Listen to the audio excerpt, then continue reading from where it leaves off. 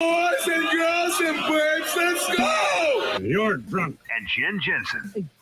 I can't even. I mean, On your home of the Gamecocks. I don't know. Everything's going wrong, and I don't know what to do. I don't know, but I might go back to bed. 107.5. I'm pretty good at drinking beer.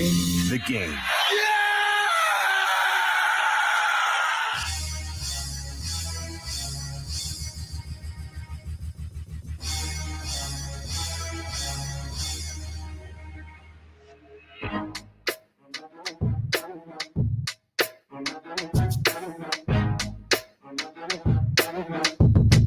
Thursday morning episode. We are up and at 'em, ready to go.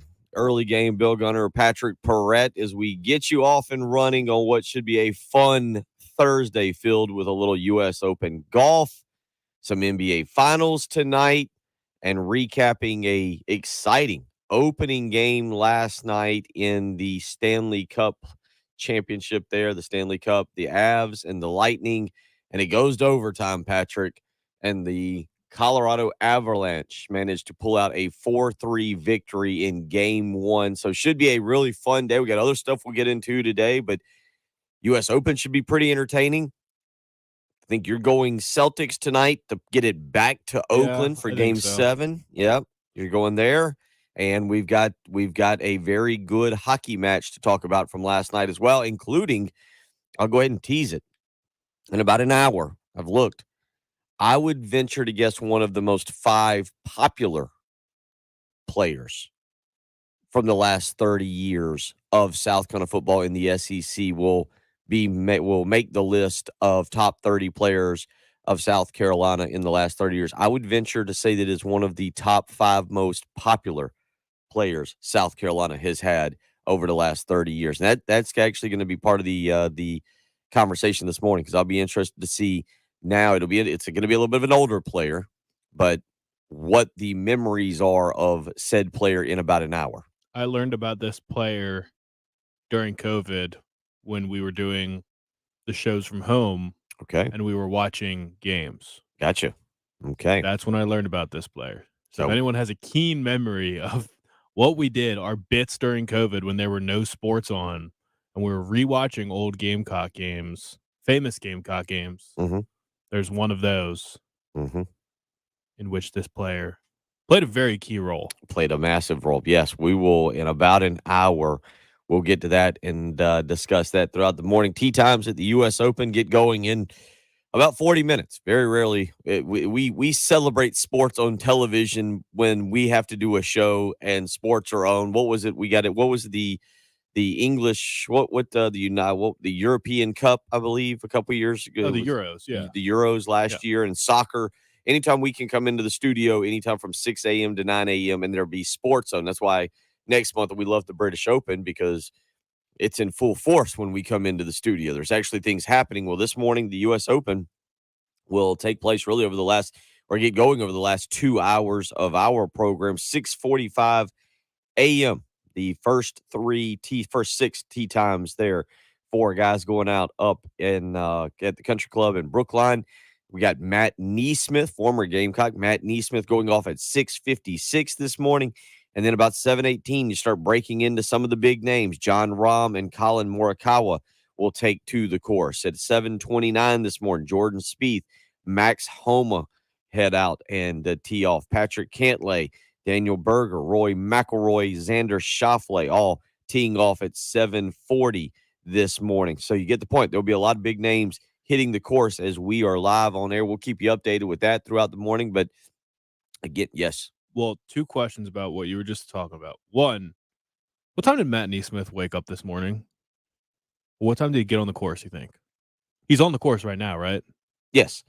I would estimate that if you tee off, I mean, that's that is a hard thing to do. Compete at a high level and be focused at 6:56 in the morning. You think he drinks a bunch of coffee? You know, no. I think that do they pee during their rounds? They do sometimes. If they have to go, they go. Where do they go? In a tree? Porta potties. Okay. I've seen never been to a golf tournament. I didn't know if it was like if you're going to play at the Muni and you just go run into the bushes and pee. No, well, I mean, they've been known to step into the bushes if there's Okay. no porta potty around. I mean, again, it's yeah, there's no restrictions. The PGA Tour only limits what tours you can play on. They don't limit your bathroom breaks during the 18 holes you play. But it's a great question to start the day there, Patrick. I have a couple questions about the U.S. Open that are kind of pointless, but Okay, we'll get to those. We'll have a pointless one U.S. of them Open. is not as pointless. One is in regard to what we've talked about. Who picks the pairings? USGA, who's putting on the tournament? Because this is my first time looking at the groups, Uh-huh. and it seems like they tried to bunch some of the live guys up together. Isn't Webb Simpson a live guy? Did Webb Simpson go live? Maybe not. I don't know. I could be completely I didn't wrong. think he was. Half of these guys, and when they're in the middle tier, are the same person to me. Yeah. Because I would have just thought that, to a certain extent, it would have been awesome if they put like Phil with John Rahm or Phil with Rory would be electric. Okay. But I guess they opted for the less. I don't know how the groups are picked, because some of them are completely star-studded, and some of them have 3 people I've never heard of. Yeah, what exactly they do on that normally is they try to pick 5 or 6, 3, 4, 3 or 4 specific featured groups, if you will, featured groups to highlight 2, 3 in the morning, maybe 2, 3 in the afternoon. So, but we'll talk U.S. Open. Brooks Koepka, Cameron Smith, and Scotty Scheffler. Yeah, there's a powerhouse group, but right before that is Ju Young Kim, Seamus Power, and Minwoo Lee.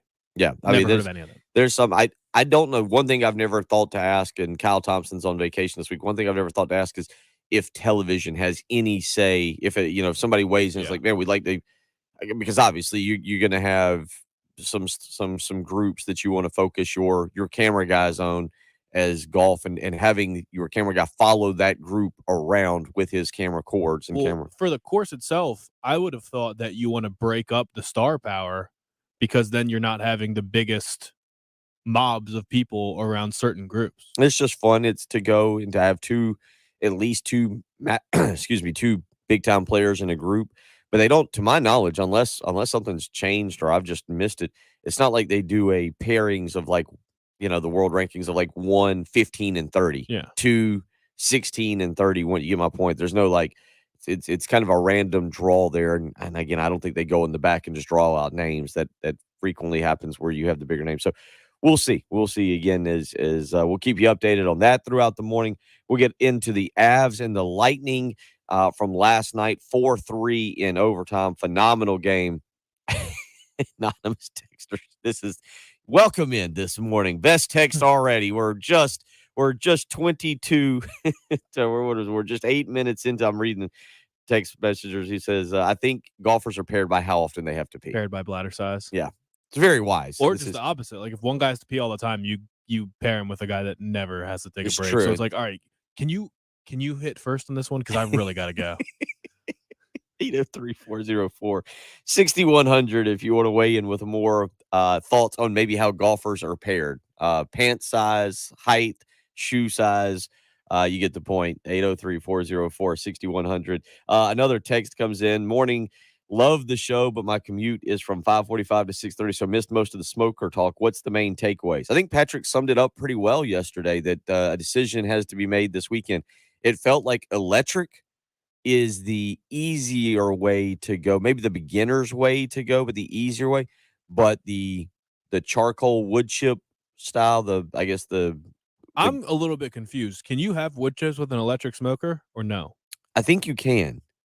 Or there's electric and pellets. Is that I'm pretty confused about that.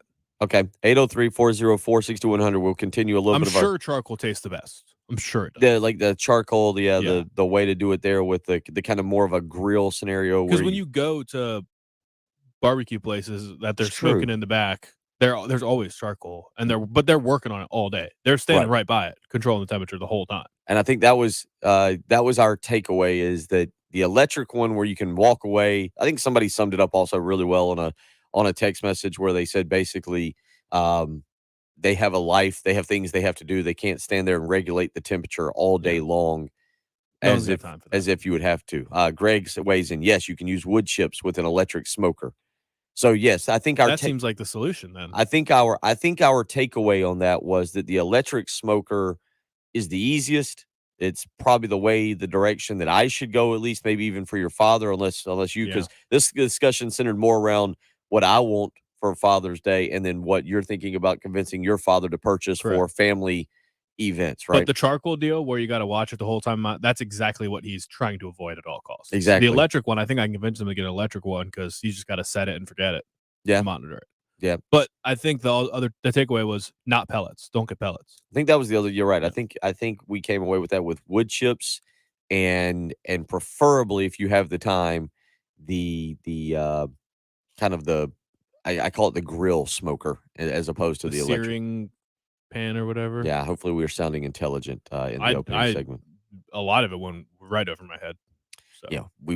Anybody that wants to give us a demonstration, we're open for that. And of course, Tony Annan saying that he'll just be grilling this weekend. So we're hoping to get some leftovers from the Annan family grill out this coming weekend. I haven't cooked with anything but a frying pan and a microwave in 7 years. You ever broke out a grill at some point? I know. I've lived in houses where I was not allowed to have a grill.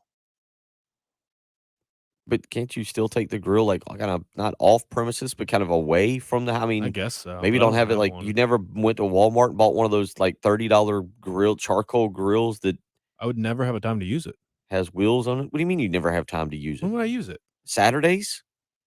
You're the man who puts up 3 televisions. You do what all of us do. Saturdays. But I don't need to grill. I just cook stuff inside. Oh boy, this has turned on us quickly. Like when I made that whole Super Bowl spread, everything was pretty much cooked in the oven. It was just a combination of things that go in the oven. Do you know how to grill? I mean, yes. Uh-oh. I don't know. I wouldn't be good on the grill. I don't have experience, so I would never be the person, because that's kind of a macho thing. Is whenever there's a party, the guy has the most macho guy is the one that's like, I'm on the grill. I got the grill. I would never volunteer. I would say, please, somebody else take the grill. I'm happy to let you do it. Jen sending us at 6:14 our what's going on with NASCAR this coming weekend. Appreciate Jen being a part of the program. She'll be back. She has had a little surgery. She put on Twitter yesterday. She is doing well. She'll be back next week. So we'll continue that discussion. But yes, to answer that question, the takeaway, probably electric, probably wood chips. And was there anything else that we took away? Now we take away the one of them didn't show the temperature too. Yeah, there was one that I looked at. This Pit Boss PB3 series, 687 square inch black electric smoker was the one that I was kind of, because I'm leaning right now for the weekend to picking up one of these smokers, these electric smokers, and also kind of one of the tabletop griddles that you could, you load in the back of the car if you want to take to a tailgate, and it's not feeding 30 people, but that's great for a noon game. Right. Cook some breakfast, make some bacon. Mm-hmm. Yeah. That would be solid. That's kind of what I'm thinking. So that's to answer your question, that's where we arrived. We'll continue that conversation because tomorrow we want to get into the best rib recipes. A couple of you hit us up yesterday with some really, really good ones. And so we want to get into that. 803-404-6100. So that's how we've started the program. There's sports happening, and we're back to our grilling and smoker discussion. And certainly we are open to suggestions and thoughts on that. If you want to weigh in, again, the phone number to do so, 803-404-6100. You can always join us on the live stream where DC, LeVar, Jerry, Larry, just kind of worked out that way. Trey, all up and at it this morning. Trey works for RecTech. Trey works for RecTech. Yep, he's got stock in him. He's got a brand deal with him. Mm-hmm. DC asking if I'm going to get a pair of grilling shoes. I believe those are my sandals that I'll wear each and every time I'm out on the back deck. So yes, maybe I do already have grilling sandals, but you can go and be a part of the live stream. Go to youtube.com, search, click, and subscribe, and join the conversation and weigh in this morning. Several of you doing that. We appreciate you all being a part of the program. We'll get into some sports discussion, but we're not afraid to go down the path again of smokers and grilling if that's the case, because it is going to be Father's Day weekend. We will be out on Monday. No show Monday morning as we get a company day off for Juneteenth, which takes place, I guess, on Sunday. So we'll get Monday off. So a 3-day weekend, we want to hear all of your grilling, cooking suggestions, smoker suggestions. We're there for that. But we'll also get into the hockey from last night, basketball tonight, and U.S. Open. Patrick, about 28 minutes away, I reckon, from tea time up there in Massachusetts. So we'll cover all of it this morning. You're listening to Bill Gunner and Patrick Pratt. It's the early game on 107.5 The Game. Here's what's coming up on the next Extra Point. Hey guys, Pearson Fowler here from the Extra Point, and coming up on the Thursday edition of the Extra Point, we'll look ahead to Game 6 of the NBA Finals, an opportunity for the Golden State Warriors to close it out, win their 4th title of this incredible run, or can the Boston Celtics stave off elimination and force a Game 7? Plus, apparently, we're going to be having a therapy session with Preston Thorne. I've suggested that recruiting in college football might just be institutionalized gaslighting. That seemed to unlock something in Preston's brain. So we'll dig deep into the seedy underbelly of recruiting as told by Preston Thorne, and probably some more college football stuff to get to coming up on the Thursday Extra Point. The Extra Point With Pearson, Preston, and Gamecock Central. 9 a.m. to noon On your home of the Gamecocks. 107.5 The Game. 107.5 The Game traffic from the Shepherd's Glass Traffic Center. It's a good question. Grilling shoes. Yeah, I was just out and said I grilled last night. Little Italian chicken. Little Italian chicken last night. Perfect.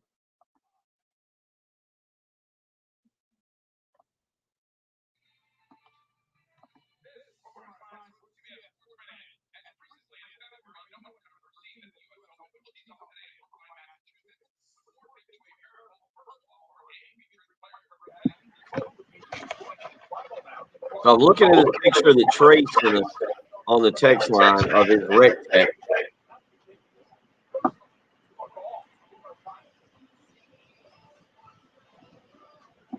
I see the gauges down at the bottom. So, Trey, is that an electric? Because I see it plugged up. Is that technically an electric smoker?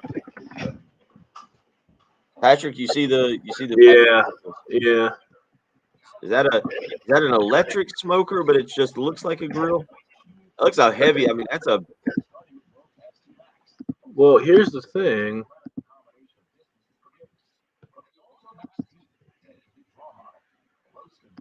It says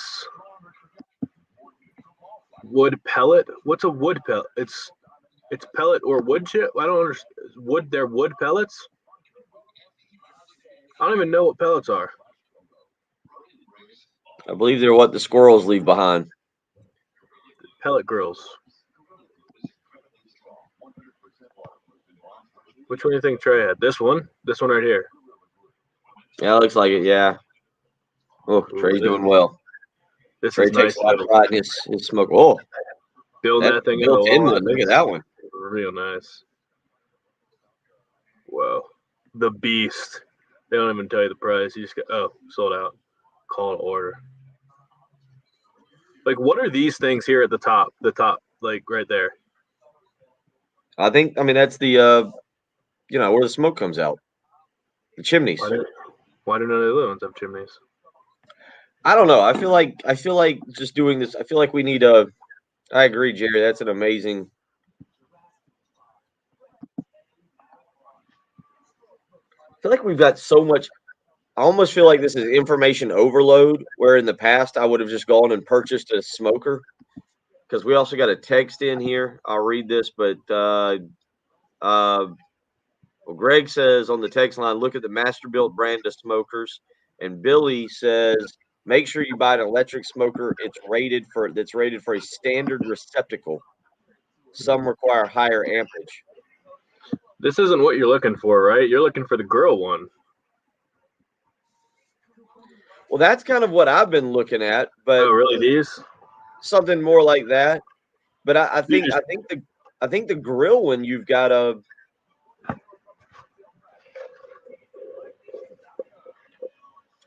See, I feel like we have to bring several of y'all into studio for this conversation to get a more in-depth discussion. All right, set a date. Next Friday, everyone is going to bring their smokers out, put them in the back of the truck, and they're going to bring them out to Gervais Street. You can set up around midnight, start smoking some brisket, and whoever gives us the best brisket, the best brisket by 8:30, that's the smoker that Bill's going to buy. So everybody plan on being out Gervais Street right here next Friday morning, however long it takes.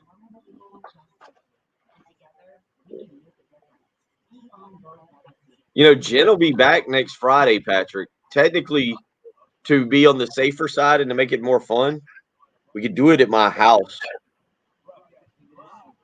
Issue 5 invitations.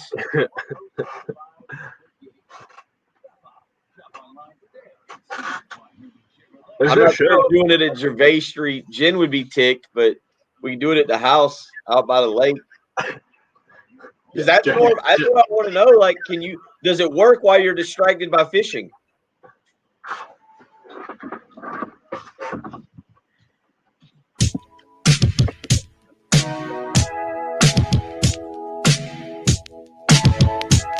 803-404-6100 is how you can join us this morning, but you probably want to hop on the live stream because we might be creating a grilling event at my house for next Friday morning. Patrick brought the idea up, and as we continue to debate these smokers, I really think this is paralysis by analysis, whereas in the past I would have just gone and bought one, but there's and it can't be as complicated as we're making it, right? Like we're over. I think it might be because I just found out that it's not wood or pellet. There are wood pellets. So there's wood, there's pellet, and there's wood pellets. I thought somebody was saying that they were anti-pellet yesterday. You want to use wood chips because the pellets have a weird flavor. But then I looked up Rectech and it said wood pellet. Okay. So I was very confused. Yeah, I think we're doing a combination of there is a lot that goes into purchasing a good smoker, which is why I'm using this platform. We'll get into some sports, and South Carolina's got Greg, Billy, and Trey, one of you who can just break it down the best. Electric, charcoal, what's the other type? Is there a third type? And then the pellets, what they use. Like, we need a full breakdown. Summary. What's the movie? Explain it to me like I'm 5. Oh, it's Michael Scott from The Office. Explain it to me like I'm 5. Yeah. Couldn't understand the budgets. Or just text in and plan to meet one of us at Lowe's.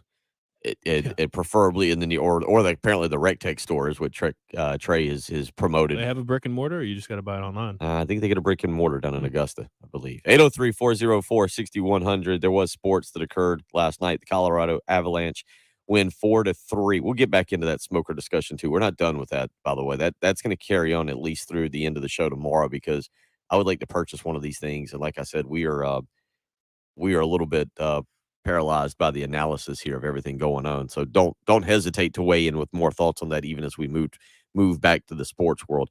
Yesterday, South Carolina does pick up a football commitment.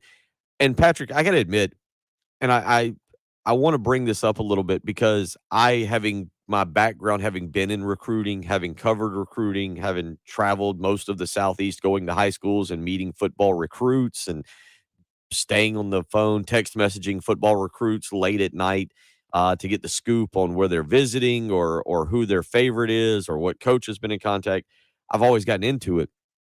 But I do have to admit, with the advent of the transfer portal and now name, image, likeness, it's hard for me to get as excited about recruiting because Jalen Kilgore is a 6'2", 195-pound safety from Georgia. Last night he picked South Carolina over offers from Oklahoma. Oklahoma was really his second school there is who he chose. He chose South Carolina really over Oklahoma. Oklahoma, great defensive-minded head coach in Brent Venables. You take that into account. Oklahoma, tradition-rich program, so I'm still going to take that into. But Jalen Kilgore's not rated all that high. He's not a 4-star recruit just yet. But he's got a bunch of really good offers. Michigan, Clemson, Florida, Oklahoma, a bunch of big-time schools had offered him. He chooses South Carolina last night. But there's a part of recruiting where you used to take a kid when you get like this and you get excited and say, all right, man, this kid's coming in. And maybe if he can develop over, redshirt a year and then develop in year 2, and then by his sophomore year, he's starting and is a major contributor, that's awesome. Well, now, with the way the transfer portal is, I don't know, it feels like it takes something away from recruiting because if a kid like this comes in and blows up, he might look around at like Alabama. And I mean, is that the biggest concern, or is the biggest concern he doesn't play right away and decides, screw this, I'm transferring? I think that's both of them. The transfer. Look at the two situations. I think the two situations, one of them kind of went a little bit more under the radar, but Jahmyr Gibbs from Georgia Tech. If in the past Georgia Tech has a dynamic playmaker that they went out and they were able to land And yeah, Georgia Tech's probably a 7-6 or 6-6. They're Georgia, but they have this dynamic playmaker where they go into a game. If he can have a monster game, he has such a breakout season that now he's back on he's gone. He's left Georgia Tech and he's gone to Alabama. I think that South Carolina fans, are more confident in their program and their standing within the landscape of the sport. That's not too, because Jahmyr Gibbs was playing in front of how many people? What's the average attendance at Georgia Tech? 40, 45,000. And they're not that great. South Carolina, you're going to play the best teams in the country every week. You're playing in front of one of the best environments in college football, and you're playing in the best conference in college football. I don't get super concerned that a guy, and the whole vibe around the team seems to be really positive too. So I wouldn't be super concerned that if a kid has a great year, he's going to say, well, this is good, but I don't want to go 10-2 at best. If all things fall right, I want to go compete for a national championship. I mean, I don't think we've seen too many super high profile guys from schools like this bounce, because Alabama got a couple. I mean, Eli Ricks is a different situation because LSU's been a nightmare the last couple of years. No, I'm looking at more of like Tyler Harrell from Louisville went to Alabama as well. No, but I'm thinking of the young what's the young man who just transferred, his name now just completely blanking on, from Pittsburgh, the Biletnikoff Award winner, Jordan Addison. Thank you. But South Carolina would feel like they're a step ahead of Pittsburgh as well. Pittsburgh just played. I mean, I agree, but Pittsburgh did just play in the ACC championship game. Yeah. Kenny Pickett, I get it. Kenny Pickett, and there's a lot there. 15,000 people in the Steelers Stadium every Saturday, though. I don't know what they're averaging, but I guess I understand your point about you're looking at it more from a fan support standpoint. My concern with the transfer portal being an issue is more like if Jalen Kilgore doesn't start year one, he's going to transfer to somewhere that he thinks he can start right away. Yeah, I give you another one that just happened. Kobe Fields. Do you know where Kobe Fields transferred to? No idea. It's in the SEC. It's a very prominent team. LSU? Yeah. Yeah, it was. Went back into that. I think he's originally from Memphis. But that's the point. You talk about that. Kobe Fields was a guy that was picked up kind of late in the recruiting process, was a Shane Beamer recruit. I think one of the seven high school recruits that Shane Beamer brought in his first year. You just mentioned like something that's similar like that. Didn't play last year, whether he wasn't ready or couldn't grasp the system or whatever it was. And he transferred out. And you go, okay, well, he didn't play as a freshman. He's transferring down. He'll probably go to McNeese State or, maybe he'll go back to Memphis. No, he goes to LSU. And that's a kid that in years past, maybe he needed 1 year, maybe 2 years to develop. Have you seen who Jasden Turrentine? Now, I know that this is also very interesting. Jasden Turrentine, the former offensive tackle, the former left tackle, put out a top 2 yesterday. Did you see who his top 2 were? No. One of them is a brand name program that is trying to get back to being a big time program. One of them has got a coach who is now maybe one of the best paid coaches in the country, but still has a lot to prove. One's in the Big Ten, one's in the ACC. A brand name program in the Big Ten looking to get back to go the other way. Oh, the other way. ACC. A high paid coach in the Big Ten. Yes. Mel Tucker? That's right. So Jasden Turrentine is looking at Michigan State and Florida State. That's who he's narrowed his list down to. Huh. And you look at, and so that's with the transfer portal and with kids transferring out and with recruiting. There's going to be a South Carolina to Florida State pipeline. Apparently there is. There's a good point. I forgot about Keir Thomas and Jamie Robinson. It's just, to me, because Jalen Kilgore, back to the point of this, Jalen Kilgore is a very good pickup for South Carolina last night. If you go I watched his highlights, and Hale McGranahan of thebigspur.com has talked about how Kilgore kind of came out of nowhere, didn't really have a recruiting profile 6 months ago. I think Tennessee Tech was the first school to offer him, or Georgia Southern. A lot of things kind of happened there. I didn't like that he put the Tennessee Tech hat on, by the way. I didn't watch it yesterday. I've given up on watching. He put on the Tennessee Tech hat. I guess his brother plays there. Yeah. And everybody started cheering. Not when I say everybody, there were 20 people there in the room. And he's like, calm down. It would be an honor to go to Tennessee Tech and play with my brother, but I've got to make my own bath. Oh.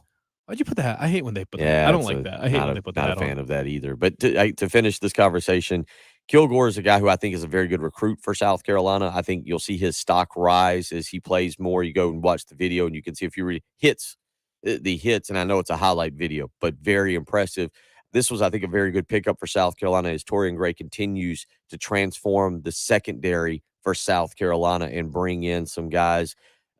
Again, they get Cameron Upshaw over the weekend, another safety out of Florida. We'll continue talking about this. It is kind of interesting, but when you toss in, and you make a great point about kids coming in and not playing instantly and getting upset and saying, well, I'll just transfer out. I'll use my one-time transfer.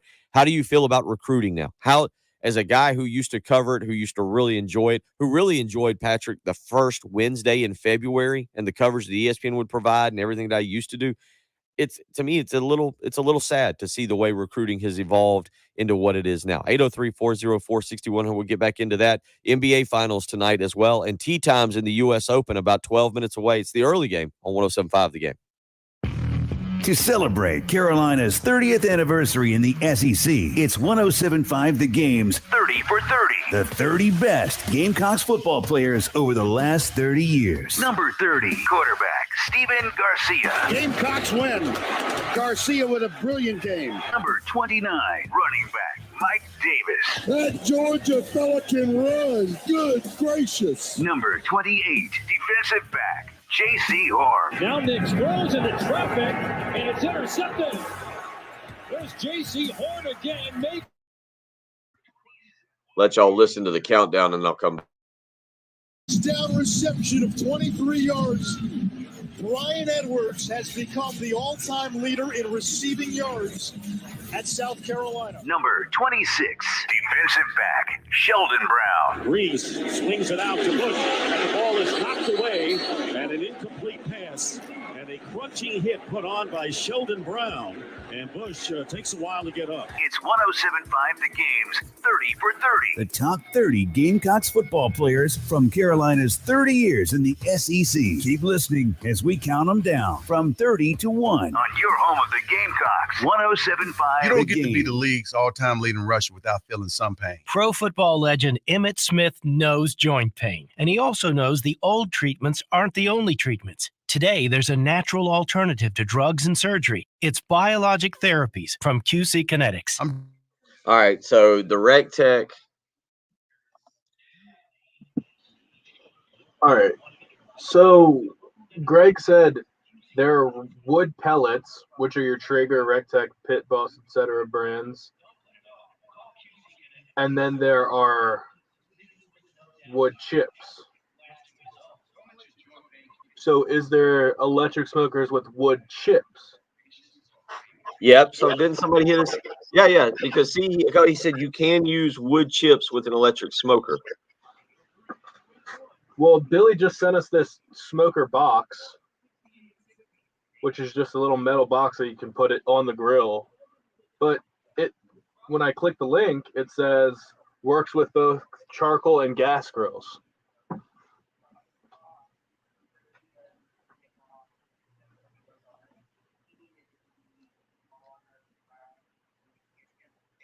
I don't think you want to go. I have a grill now. You don't want to use just a grill and put a smoker box in there, do you? Like that wouldn't be. That's not a smoker. Is a smoker different than a grill? Obviously, the electric smoker is. But is a smoker different? Like, because honestly, a Blackstone and a grill are two entirely different things. It's just the way you can cook and how you can cook on them. But a Blackstone and a grill are not really different. But is a smoker and a grill different? Like, I don't think you're doing a steak. See, this is where I feel like we're getting into the over analyzing this. But I do think like. I'm watching the people at Terry Black's make a brisket, and they're doing it over an open flame. Well, that's different. I mean, those guys are out there. See, like it's their job. It's their job, and they're using. When you say over an open flame, they're doing that with like the charcoal and regulating the temperatures left and right. Yeah. This is where we need more information on. Back here, 24 smokestack, ready to get cooking. When we start our fire, Is that supposed to be a sear, Craig? Sear? Yeah, thank you. Okay, a sear. When the brisket's cooler, you're going to take on the close a little bit better. And then gradually throughout the cook, we'll back that temperature up. But like I said, we'll start at 250, slowly get up to 275, and we might finish off at 300. It really just depends on. Yeah, Larry, this. I thought, Larry, I agree with you. The big green egg, I thought, does both. But like with RecTech, is it a grill, but you can also smoke on it? Is it a smoker? And what's the difference in like if I just took the grill I had, regulated the temperature with the propane to about 200, and put a box of wood chips in there? This guy at Terry Black's is describing it. He says they're going to change the temperature like 50 degrees throughout the cooking process, but it could vary from 200 to 300 depending on the size of the brisket, how cool it is, the weather conditions. Yeah. It's like, what? What do you mean weather conditions? If it's humid? Oh, yeah, I've read that. That's a complaint or a point about trying to do some of these smokers, because obviously you're smoking it low. So these guys can just look and feel a brisket and be like, yeah, it's not ready yet.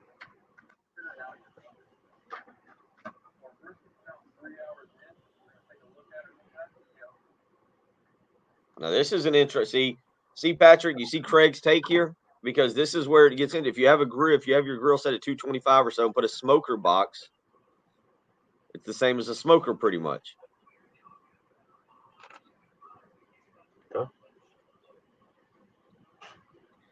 What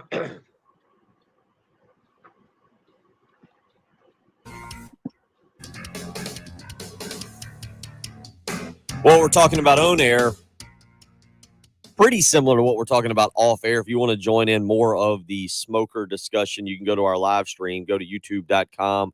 You can also go to Facebook. You can go to Facebook and look up the 107.5 The Game Facebook page. But there is a massive discussion. Patrick and I I think we've terrified ourselves. Now, the good news is this is more for your father. Again, Father's Day this coming Sunday. This is more for your father, and he can kind of learn how to do it with you in the background as an apprentice. For me, this is a purchase that I'm trying to figure out. And so we spent some of yesterday. Now we were off to the first 39 minutes of this show trying to completely understand the concept of the smoker.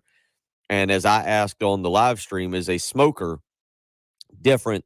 Is it really different than a grill? If I took the grill, put a wood chip box in there or a smoker box, how different is it? Craig says if you have a grill set at 225 or so and put a smoker box, it's the same as a smoker pretty much. So now we're getting a little in depth here, as I've got to make a purchase here within, I would say, the next 48 hours. What are you giggling at? Billy's text. First of all, you have to understand there's no better way to prepare a piece of meat than using a smoker, hands down. Also, smoking meat is a commitment. There are no shortcuts. If your life is so full that you can't make the commitment when using a smoker, then you should get your smoked meals from Hudson Smokehouse in Lexington. Yeah, I agree. Clint and Clay. They do a phenomenal job. I grew up with Clint. Hudson, same age, and I could definitely agree. There are no shortcuts in the smoking game.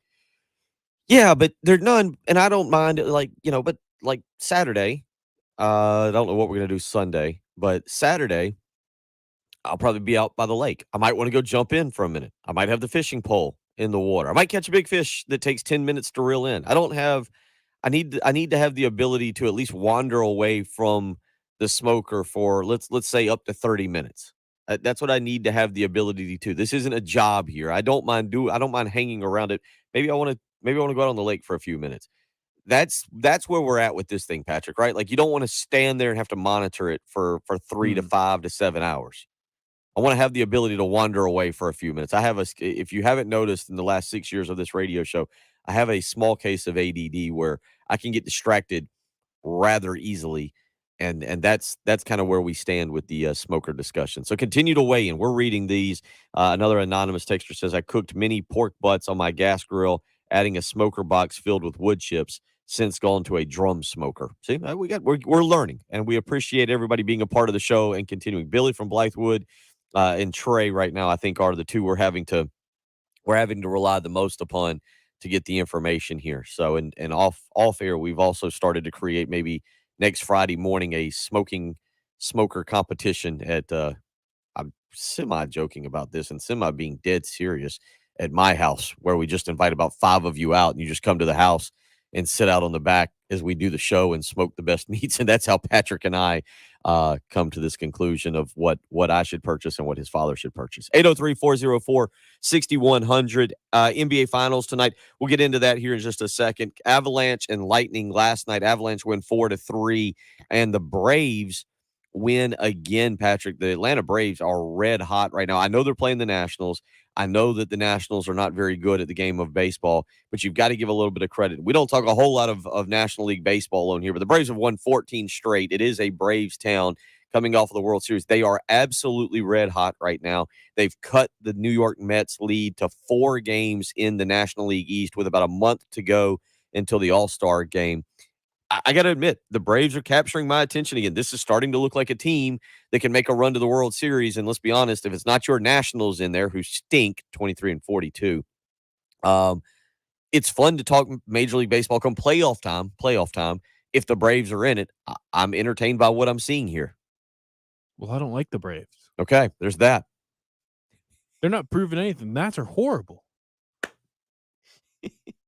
You asked me to say, yeah, it is entertaining. Yeah, I was just saying, I don't know. I was trying to hype the Braves up. We never talk about the Braves except for when they won the World Series. Yeah. And then we talked for like an hour. 1 hour. We dedicated 1 hour.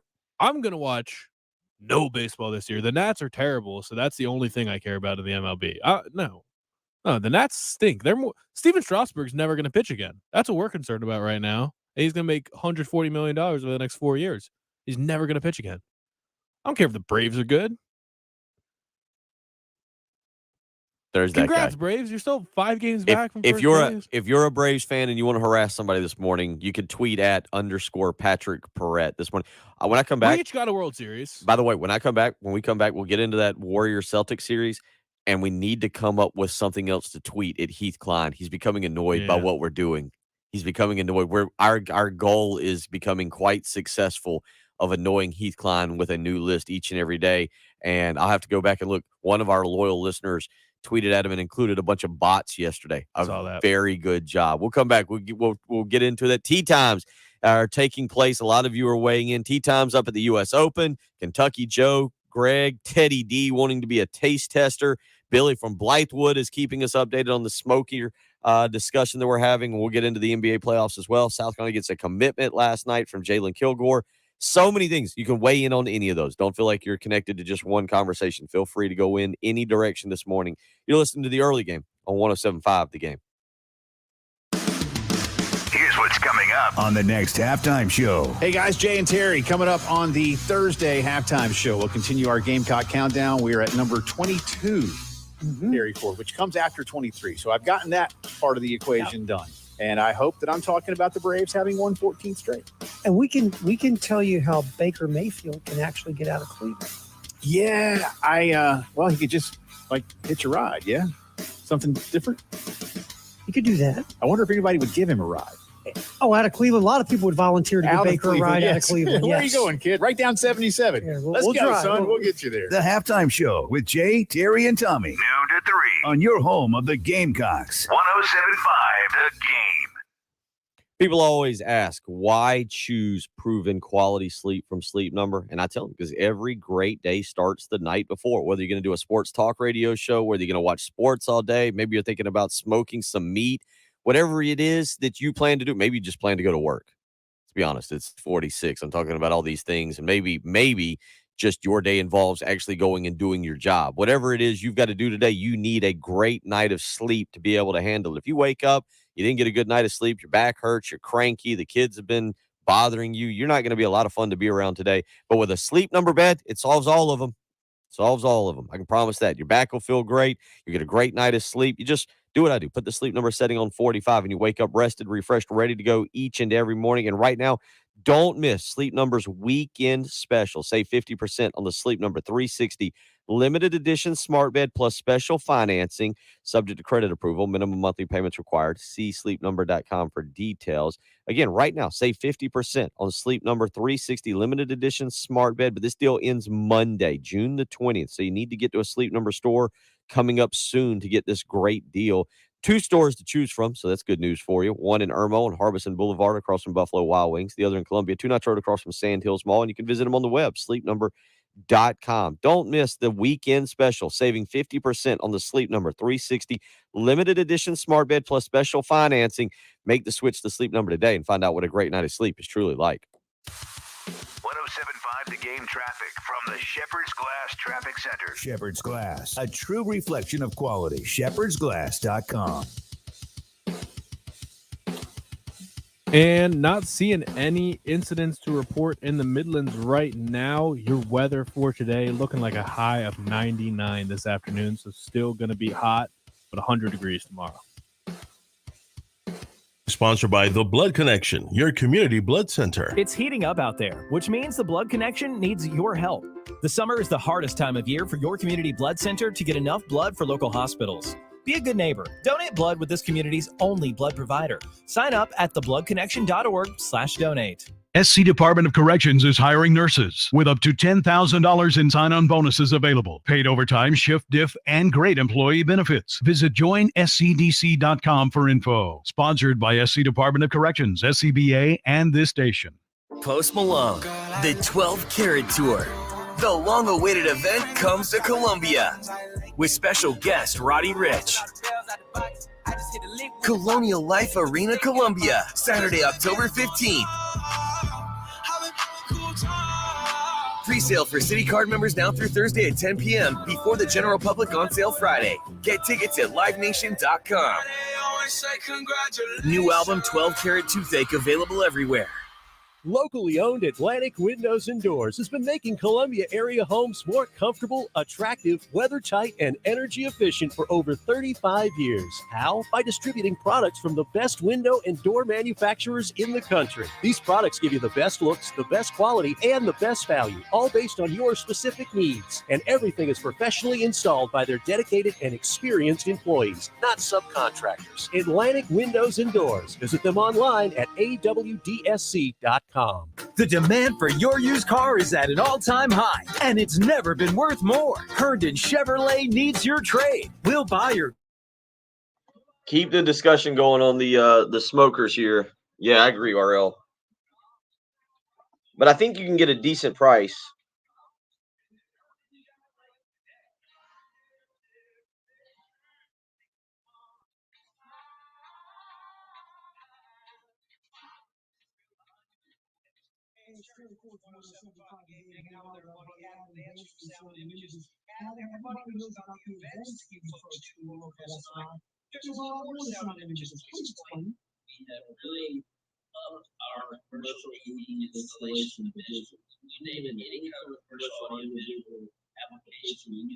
So what do we call? Did we decide like it's electric smoker and is it a grill smoker or is that what it is basically, Patrick? I mean, I feel like some of the terminology we got to get a little bit better at. I thought it was electric or charcoal, and then there's grill or what the guy say?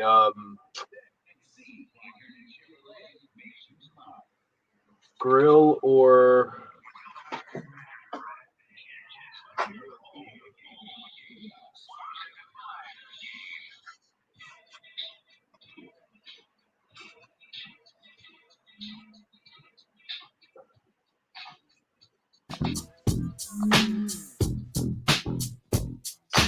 .651 on a Thursday morning. Bill Gunner, Patrick Perrette. U.S. Open off and running up at Brookline, the Country Club, Brookline, Massachusetts, the Country Club. I'm excited for this. I'm a little fired up here. I love the new course. Not new course. This is not a new course, but I love the fact they're playing on a course I haven't seen. I'm not familiar with this course, Patrick. And so I really like that. I really hope with everything going on, with all the discussion, Roy McIlroy winning last week, I really hope we get a Sunday, Father's Day, that features some big names battling it out. I'd love to see Roy McIlroy in it. I'd love to see Dustin Johnson in it. Now, Phil would be great, but I don't have much faith that Phil Mickelson's going to be in this thing. But Dustin, because Dustin just has, and I love Dustin. I coached Austin, his brother, in basketball, and I think very highly of the family. But Dustin is a very PR savvy guy in terms of having the personality of cardboard when he's in front of the media. Like, Dustin's a great guy, but he knows genius move not having a personality. Less is better. I mean, Dustin did the right thing this week. He saw what those other guys were going through when they stepped to the podium. He's like, I'm not going to be a part of that. No, I'm not. Find me. Tell me. I'll give you. I've got $125 million. You want to find me a little bit? Don't worry. Well, yeah, got your check. I'll give you cash right here. Bars of gold. But I'd love to see Dustin in it. I want to see some personalities. John Rahm, we played the audio. Personality. Brooks Koepka, I'm looking at right now the CBS Sports breakdown. They're predicting Justin Thomas is the winner. They're saying that's the best bet. Top 10 lock. They're saying Brooks Koepka. Star, who definitely won't win. They've got Dustin Johnson. Surprise prediction. Thomas and Roy McIlroy duel on Sunday. That'd be fun. I think this is the situation, though.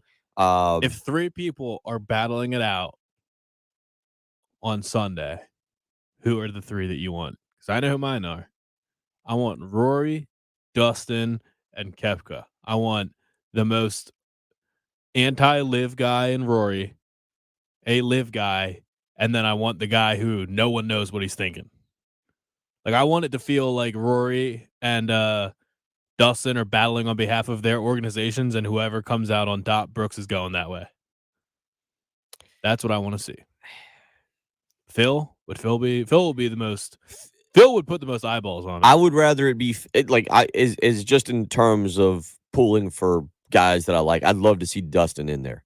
It's just the fireworks of having. Do you like Dustin, or is he from Columbia? No, I like him. Why? I know his family. I know Austin. Coached Austin. We just said that he has a personality of cardboard. No, but he does away from the course. He does it away from the course. Dustin's a very smart guy in terms of less is more when it comes to talking to the media. You really can't get in trouble if you don't talk to the media and don't say anything. Like, that's, at the end of the day, Tiger Woods was very tight. Tiger Woods had an awful media personality when he was on his run because he didn't say anything. He was very straightforward. There wasn't a whole lot of, you'd see him on course and stuff. But I think, and there's a part of that with what we've seen this week as it pertains to Phil Mickelson having to get up there. Brooks Koepka showing a little bit of personality. I say personality. Personality isn't always a good thing. Koepka was a little peeved, I guess you could say. John Rahm, I thought, showed a lot of personality this week. See, I'd love to see Rahm in it. Rahm and McIlroy right now are as big as PGA Tour defenders as anybody out there, Patrick. It's those two and JT. The JT, yeah. Those are the three, I guess, that are most high profile. Apparently, Xander Schauffele made some strong comments, some pro PGA Tour comments, but he's just not. He doesn't draw like those guys do. Yet. I'm with Gene though. I hope one of the live guys wins just to stir things up. That's what I'm hoping. Yeah, that's a great one. That would be pretty entertaining there as well. I don't care who it is. Charles Schwartzel make $5 million last weekend and come and win the U.S. Open. That would be funny. I don't. Taylor Gooch is not in this, is he? Yeah, he is. Oh, he is. Yeah. There you go. Pull for that guy. There's your guy for the week. Put some money on it. He's with Adri Arnaus and Tom Hoagie. Okay. All right. So 52. We'll keep you updated throughout the morning as the guys are teeing off up there. John Rahm and Colin Morikawa, the first two massive names, set to go off at 7:18. So not far away from those two guys. We'll keep you updated on that. We'll get into a little bit of discussion as it pertains to the Celtics and Warriors tonight. And coming up in about 15 minutes, we're going to get you what are we on, number 22? Number 22 player on the list of the top 30 South Carolina football players over the last 30 years. This is going to be a good one. This is going to be a good one, and it's going to bring back a lot of memories, and there's going to be a lot of interesting discussion about it, so I'm looking forward to that as well. Plus, keep us updated. We're learning about smokers, grills, pellets, wood chips, all of it. It's the early game on 107.5 The Game. The home of the Gamecocks. 107.5 The Game. WNKT-FM, Eastover, Columbia. A Cumulus media station. It's the Love Chevrolet countdown to Gamecock football. 79 days till kickoff. By your new...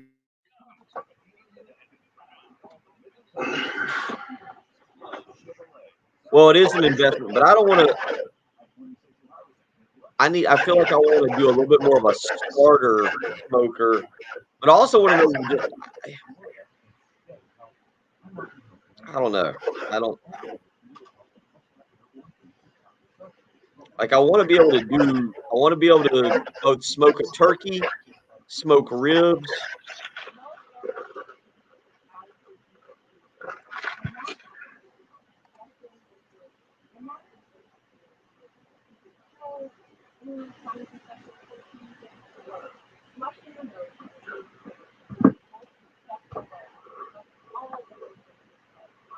So here's all right. Here is a Masterbuilt digital 1305 square inch gray vertical charcoal smoker. This actually looks pretty good. Digital 1305 square inch charcoal vertical charcoal smoker. Vertical temperature range with the power of charcoal. Control temperature and cook time with digital control panel or with smart device. Doesn't have good reviews. Interesting.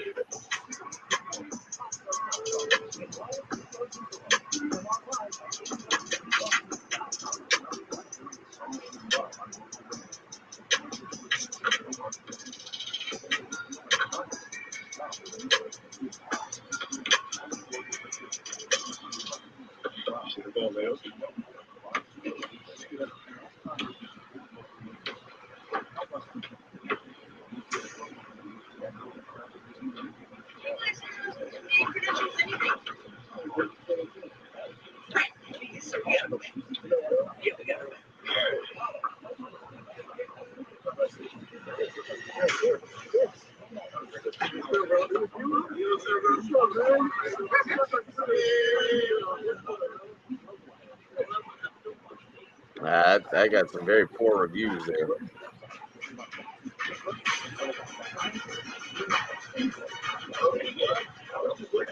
Patrick, I think I'm starting to lean more toward the charcoal smoker. Yeah, Trey, we saw the pictures with. Let's go back to the RecTech page here.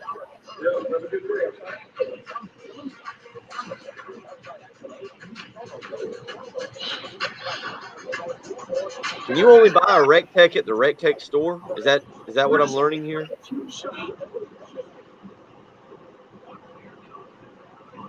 Trey, is that true? Can I only buy a RecTech at the RecTech store? We're learning so much here.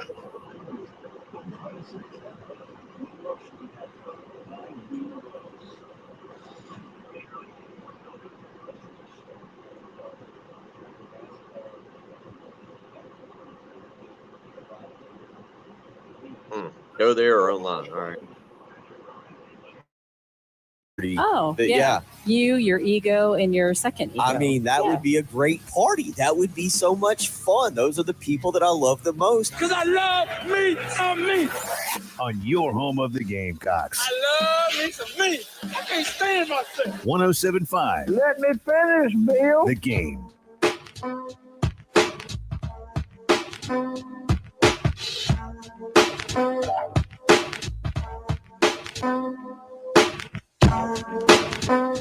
7:01 on a Thursday morning. Bill Gunner, Patrick Perrette. Hope you're along for the ride as you head into the office or out to fish a little bit this morning. I think my father has been getting up and going fishing each and every morning. So whatever you're doing, welcome in. 1 hour down, 2 hours to go. Plenty to talk about, though. Anything you want to weigh in this morning? Stayed up last night, watched the Colorado Avalanche. They go up 3-1, Patrick. There was a flurry of goals. I have no idea what the over-under was in that game. I thought it would be a lot lower. I know you got Tampa's got really good goalkeeping, Colorado not so much, but I kind of thought it'd be more low scoring. But Colorado goes up 3-1. Well, the first two were really cheap goals. Vasilevsky never goes with goals like that. Right. That's why hockey's such a weird sport, because just little bounces like that. And the goalie situation was neutralized yesterday. I think Colorado's a better team. They clearly were playing much faster. They got off a lot more shots. They outshot Tampa by 15. They had 13 more takeaways, 17-4 in takeaways. They just play a more aggressive game, and last night Vasilevsky was not his normal self, and it worked to Colorado's advantage. But I do think when it gets back to Tampa Bay and they can match lines because they're at home, Vasilevsky will play better. He just gets better as series go on.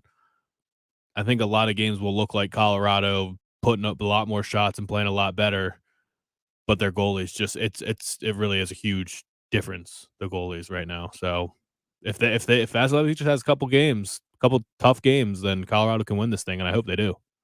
You were picking the Avalanche. You were terrified to go in on a wheel of agony bet because you didn't want to pick Tampa. Yeah, I thought the Avalanche would win last night. Okay, but you're sticking with your Lightning winning after game one? Probably. Okay. Yeah.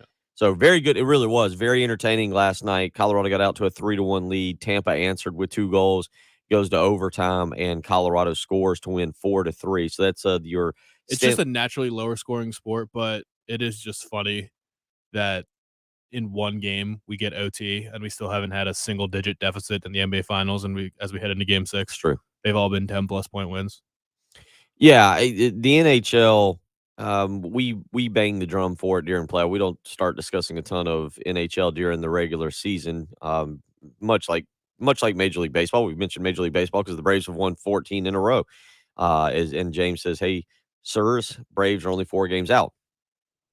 We don't talk NHL during the regular season, but the hockey NHL playoffs are extremely entertaining, and it's because of what you just said. There's intensity, and as you just mentioned, cheap goals. I know that you said cheap goals, but goals can pop so quick. Mm-hmm. It just happens so quickly in that sport, and the momentum can change. And again, last night, Colorado scored 2 back-to-back that were just cheap, got up 3-1. Yeah, I mean, Vasilevsky thought he caught one. Yeah. It was glove side. There was one that he thought he caught, and it just trickled past him, and the other one was he had it covered up and thought he was going to catch it and just completely misjudged it and went right through his 5-hole. Yeah, what was it? Austin was watching with me, and the one I think that he thought he caught. Yeah. Vasilevsky just kind of paused and stopped because he thought he had it, and it just kind of trickles into the goal. And Austin's like, he just quit. He just quit. I was like, well, no, he thinks he has it. It's that puck, and Austin's got a couple of them. I was like, you're wearing all the padding and everything. You don't necessarily feel it. Austin's like, yeah, it's like he just wanted to give him a goal. I was like, no, it's not what happened, buddy. It's not what happened. Not on purpose. So, but yeah, that was really entertaining. Tonight, Warriors and Celtics back in Boston. Steph Curry, this is interesting to me where his legacy will lay. Richard, who weighs in on our text line constantly, has been very adamant that Steph Curry's not a superstar. I don't know how you can come to that conclusion. Now, I think there's a difference between being a superstar and, say, being, a guy that can carry your team by yourself. There's a difference. By yourself, generational player. Yeah, I don't know if Steph Curry could go in and necessarily carry a team if you took away Klay Thompson, if you took away Draymond Green. Like, this series is proving otherwise. Really? Yeah. How is that? Because Klay is clearly not the old Klay. The injuries are hampering him. He can still shoot the ball when he's open, but defensively, athletically, he's not the same guy, and Draymond has stunk. The only guy who's played a great game was Andrew Wiggins in the last game. Well, I was about to say what's happened is Andrew Wiggins has replaced Klay as the number 2 guy. Yeah. And because we exiled Andrew Wiggins to Minnesota for several years, you forget that he was the number 1 pick in the draft. You forget that he was rookie of the year. You forget that how good he was. If I asked you now, was he on the All-Star team this year, do you know? Andrew Wiggins? Yeah. Yeah. Was he or was he not a starter? I don't know. He was a starter. All-star starter. He was Andrew Wiggins has replaced Klay Thompson as their number 2 guy. And some people go like, oh, man, no, he's just having a great season. No, Andrew Wiggins was he was the number 1 prospect in the country coming out of high school. He was the number 1 draft pick originally by the Cleveland Cavaliers and went to Minnesota as part of the Kevin Love trade. And again, we exiled him up there with Karl Anthony Towns. And Andrew Wiggins is a really good player, and he's replaced Klay. But you're right, Klay still's got a role on this team. And then Draymond Green has played a little bit better in the last game. Draymond, I think, has done so many dumb things in the first 3 games and was acting so ridiculously that we actually I think it's you almost write him off to an extent, just like that guy's a bum now.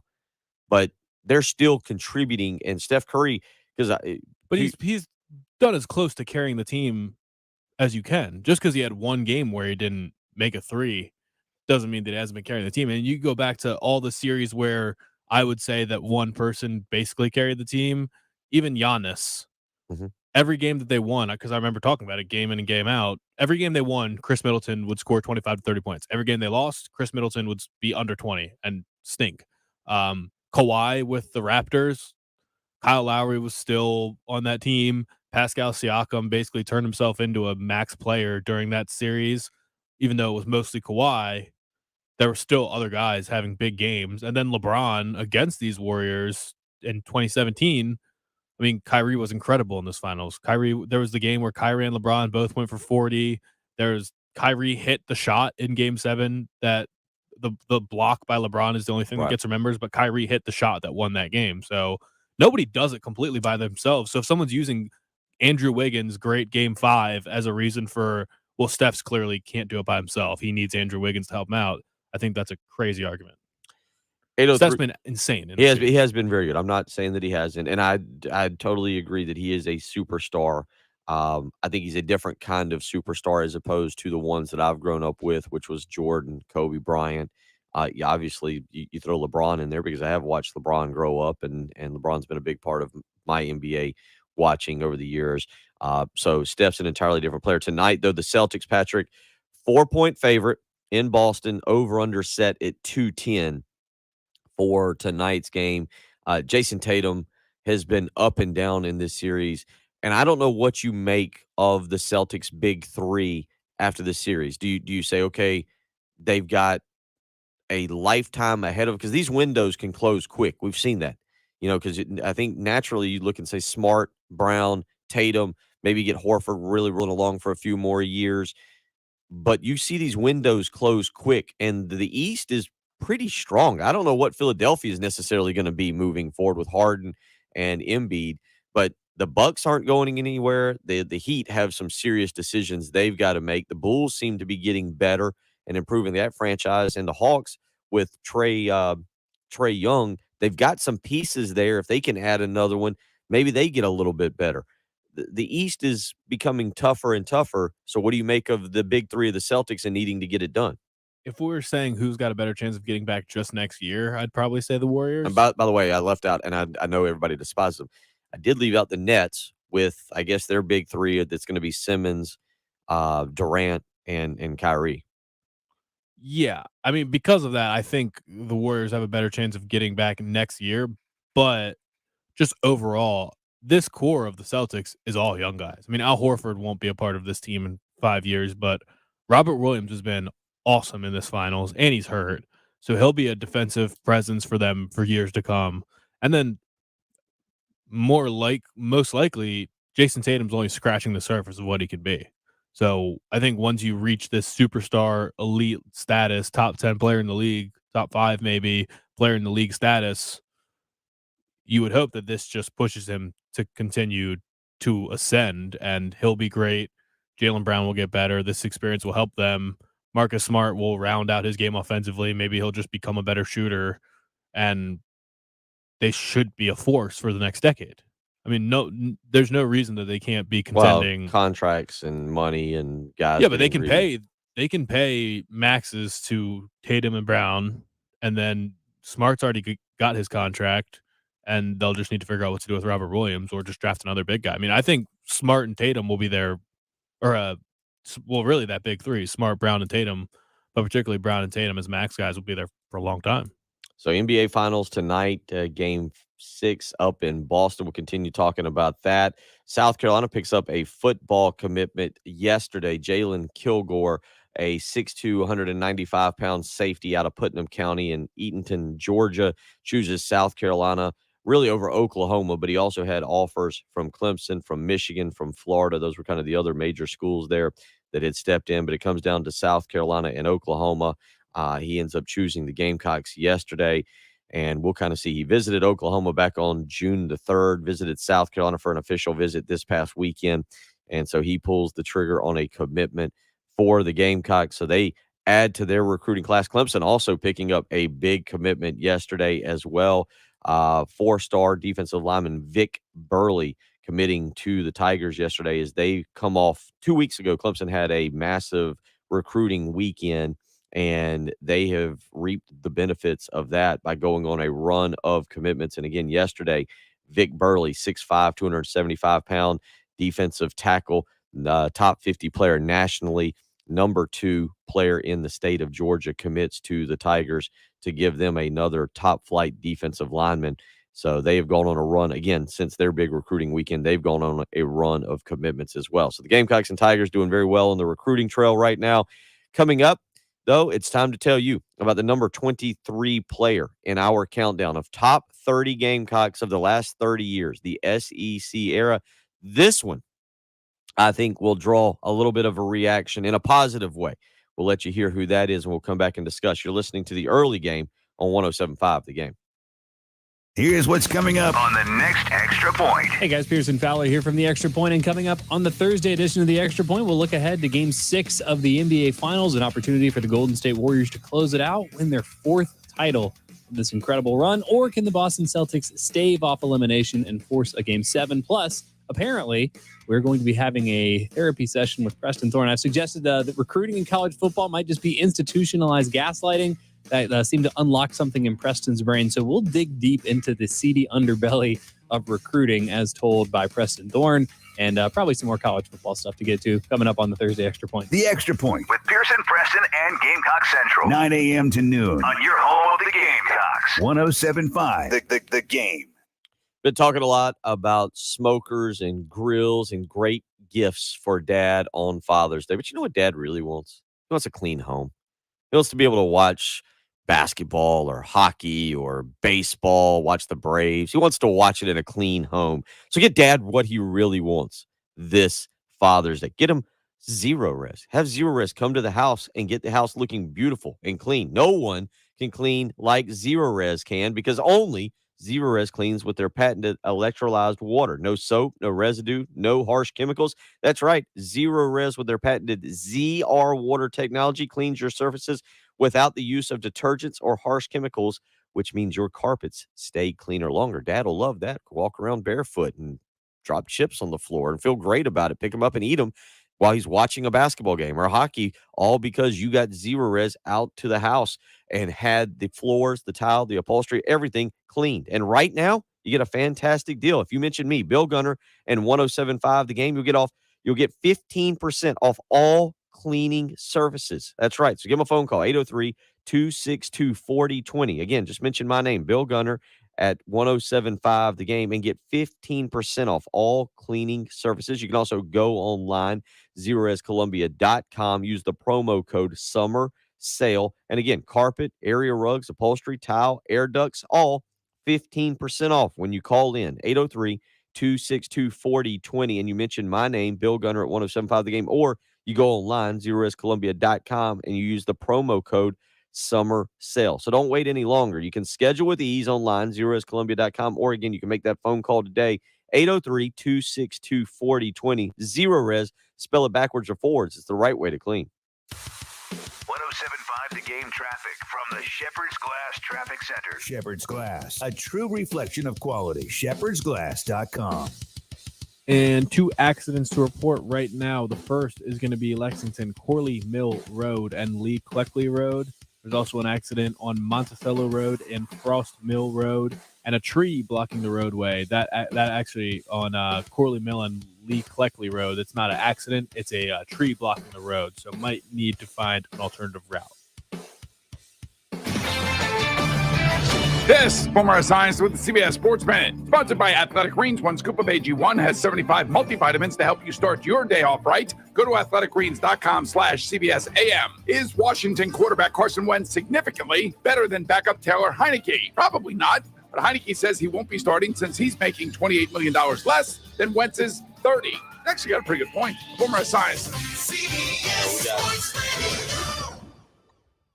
The new. See, I'm with it. I don't know about these Oklahoma Joes, DC. I was looking at the Oklahoma Joes.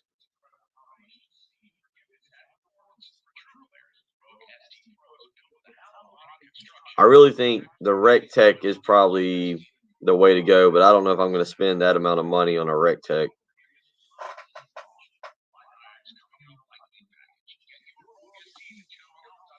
Let's go back here and look at the rec techs.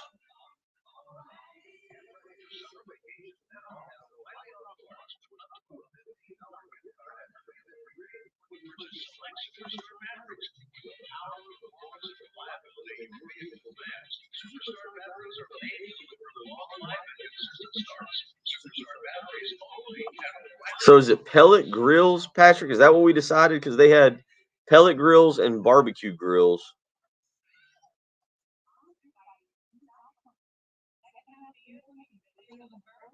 Yeah, see, I don't. The one Trey's got is $1,400, and that is a beautiful one.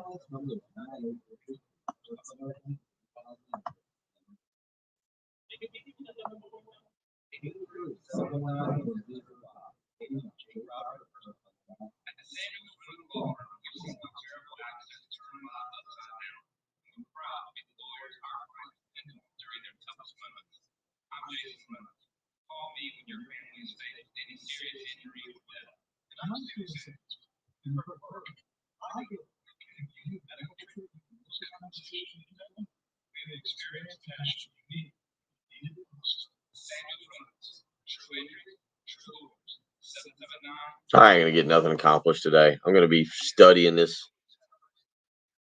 The 590 on the rec tech. Do I still have the rec tech up? What's the 590?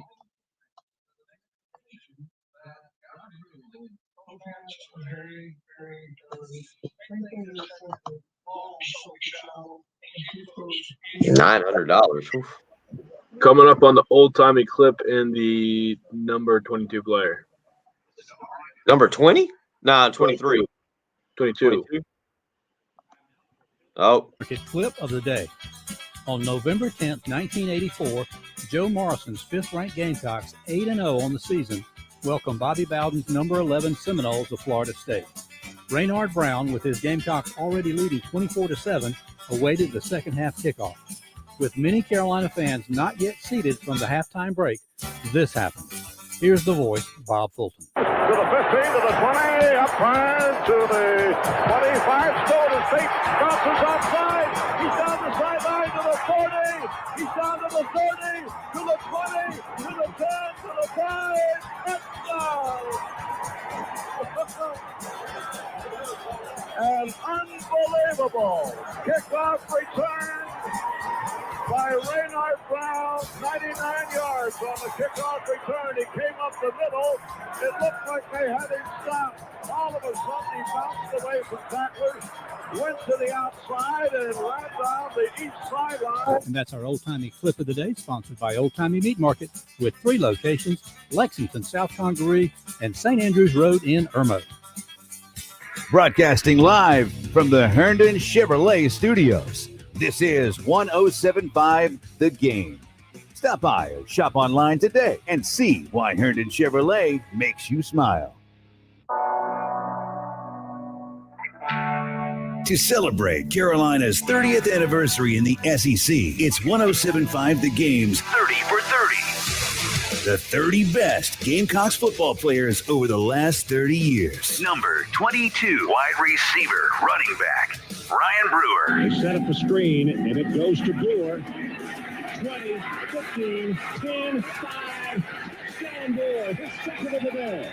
Brewer came to South Carolina from Ohio, where he was Ohio's Mr. Football in 1998, playing for Troy High School. Brewer left as the state's all-time single-season leading rusher. Gamecock fans will never forget Brewer's performance in the 2001 Outback Bowl versus Ohio State, where he was named the game's most outstanding player. No, it's crazy because there's days when you feel like it was yesterday, talking to your teammates and your brothers that you played with, and you're like, man, when you go back and look how long it was, no, there's no way. Brewer had over 100 yards rushing, 200 all-purpose yards, and tied the Outback Bowl record with 3 touchdowns. Touchdowns against his home state football team. In his 4 years at South Carolina, Brewer ended up accumulating almost 1,700 yards from scrimmage, 555 rushing, and 1,136 receiving, with 10 total touchdowns. Number 22, wide receiver, running back, Ryan Brewer. It's 107.5 The Game's 30 for 30. The top 30 Gamecocks football players from Carolina's 30 years in the SEC. Keep listening as we count them down from 30 to 1. On your home of the Gamecocks, 107.5 The Game.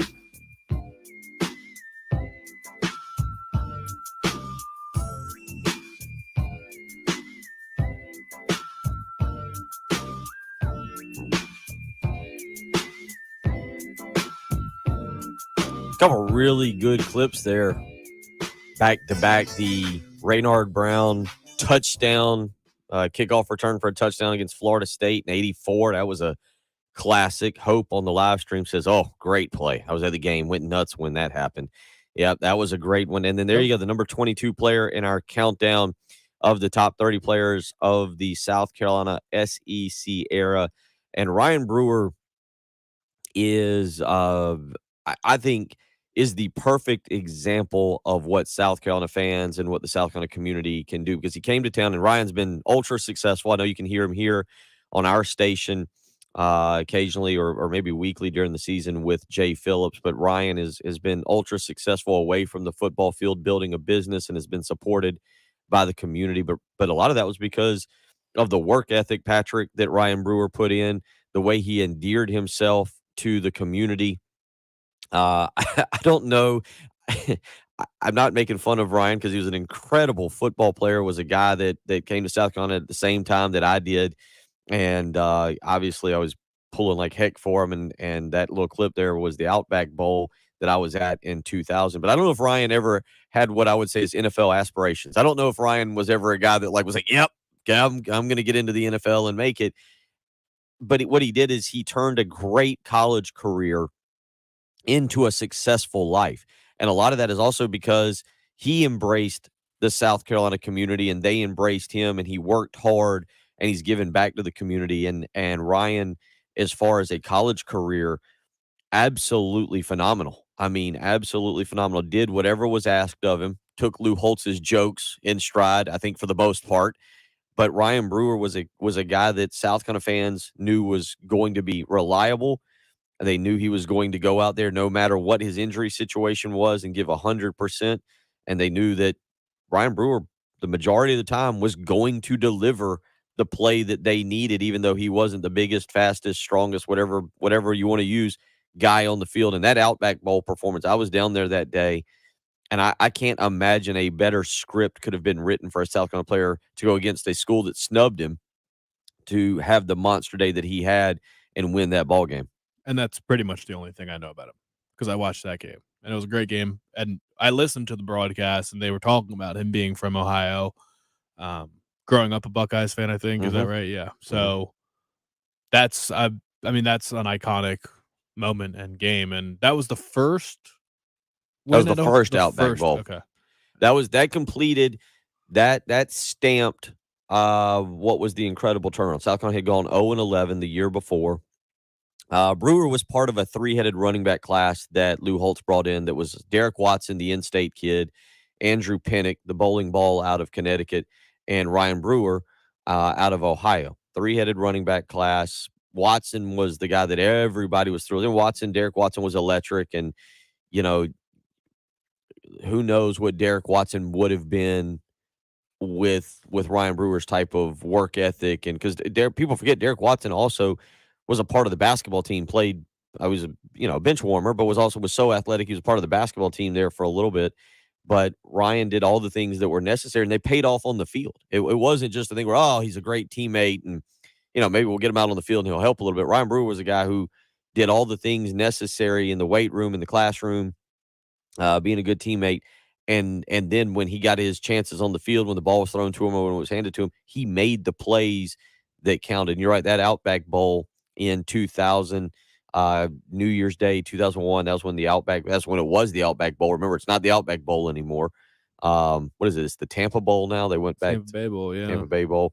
But 11 a.m., we'd been out partying the night before, and we go to the game, and we're trying to survive the 11 a.m. It was kind of chilly down there, and South Carolina had the incredible season, had been 0-11 the year before, had bounced back, had beaten Georgia, had been really close against Tennessee, had been up on Florida down in the swamp, couldn't pull it out, lost a heartbreaker to Clemson when Rod Gardner shoved poor Andre Goodman to the ground, and I think it was Goodman, stepped on him and then called a pass, and a blind referee couldn't call pass interference.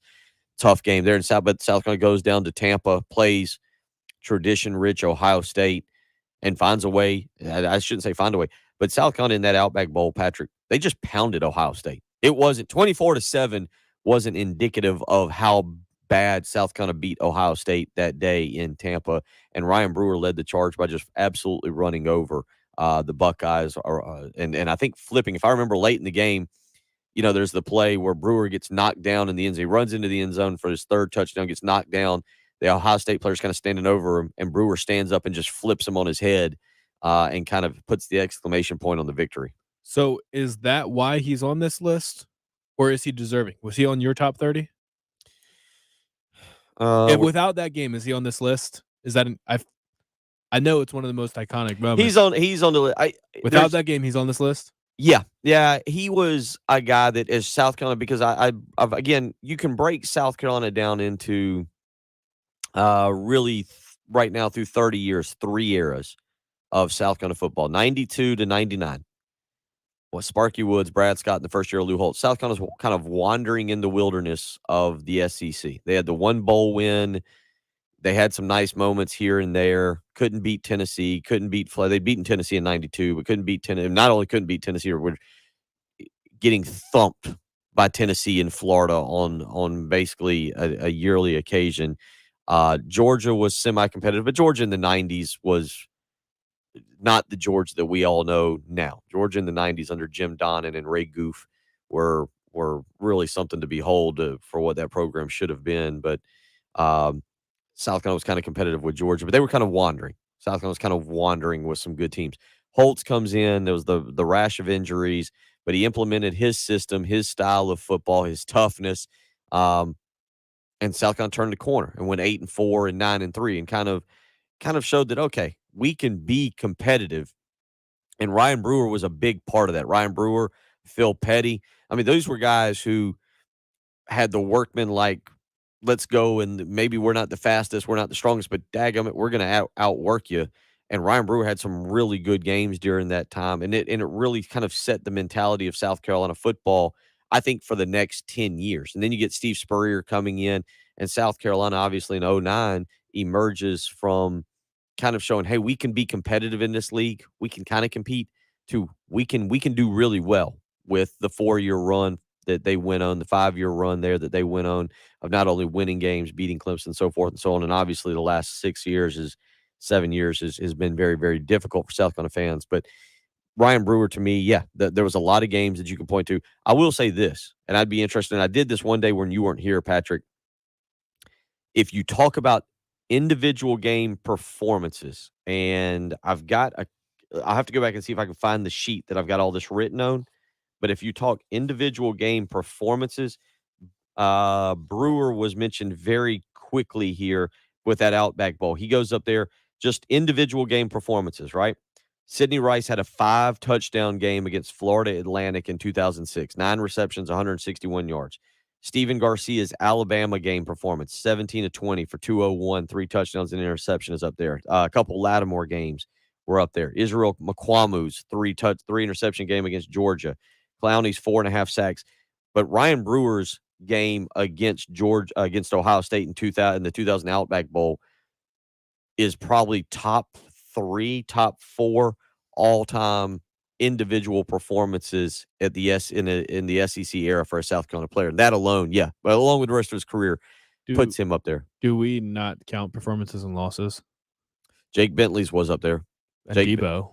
Yeah, Jake and Debo. Yeah, because I've got it right here. Debo, Jake Bentley 5'10" and 5 touchdowns. Debo 210 and 3 touchdowns. Yep, 10 receptions, 210, 3 touchdowns. Jake Bentley 32 of 50, 5 touchdowns and an interception. Yep, I've got both of them. And you said 5'10". Yeah, I've got that there too. Yeah, but Ryan Brewer, you are number 22 player on the list. 803-404-6100. Buckeye Eric saying, "Easy, Bill. It's all right. Hey, look, we're 21 years removed, Buckeye Eric, but that was something." 803-404-6100. And Charles says you can't shove people when you beat them. Gardner was past Goodman and had to slow down for the ball. Nope, pure shove. Pretty sure he tripped Goodman on the way, too, to slow him down. That's how he got past him. He actually tripped Goodman. Then he shoved him down. Then he caught the pass, and the blind referee. If it wasn't pass interference, Charles wouldn't feel the need to defend his actions. 22 years later. I was in it was, Charles. I was there. Well, you know what it was. I was in a dorm room. I was in a dorm room on the hill. That was a fun weekend up there. Sad ending with a blind referee, but a fun weekend. 803-404-6100. We'll come back. We'll continue on. If you want to weigh in on Ryan Brewer, if you want to weigh in on the U.S. Open, it is off and running. We'll get you an update when we come back. Several guys out on the course already. John Rahm, Colin Morikawa have just teed off. Matty Neesmith is on hole number 2. We'll get you an update on all that. And please keep weighing in with your smoker grill suggestions. Smoker, electric or grill. So what do we got to narrow it down to? Electric or grill, right? Wood or pellets? What is the ideal scenario to go here? Is it the grill, the charcoal grill smoker with wood chips? I believe, Patrick, is what we're learning. We'll find out more. You keep weighing in with that. If you want to weigh in again on Ryan Brewer or anything else this morning, 803-404-6100. It's the early game on 107.5 The Game. To celebrate Carolina's 30th anniversary in the SEC, it's 107.5 The Game's 30 for 30. The 30 best Gamecocks football players over the last 30 years. Number 30, quarterback Steven Garcia. Gamecocks win. Garcia with a brilliant game. Number 29, running back Mike Davis. That Georgia fella can run. Good gracious. Number 28, defensive back J.C. Horn. Now Nick throws into traffic, and it's intercepted.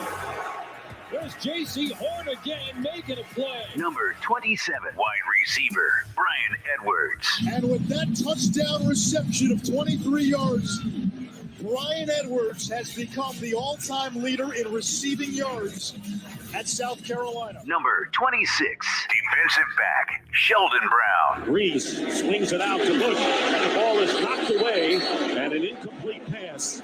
And a crunching hit put on by Sheldon Brown. And Bush takes a while to get up. It's 107.5 The Game's 30 for 30. The top 30 Gamecocks football players from Carolina's 30 years in the SEC. Keep listening as we count them down from 30 to 1. On your home of the Gamecocks, 107.5 The Game. If you've got a hole in your roof or you need a whole new roof, you need to call Mid-State Roofing, 356-1919. For nearly a quarter of a century, Mid-State Roofing has established its reputation as the leader in the roofing industry.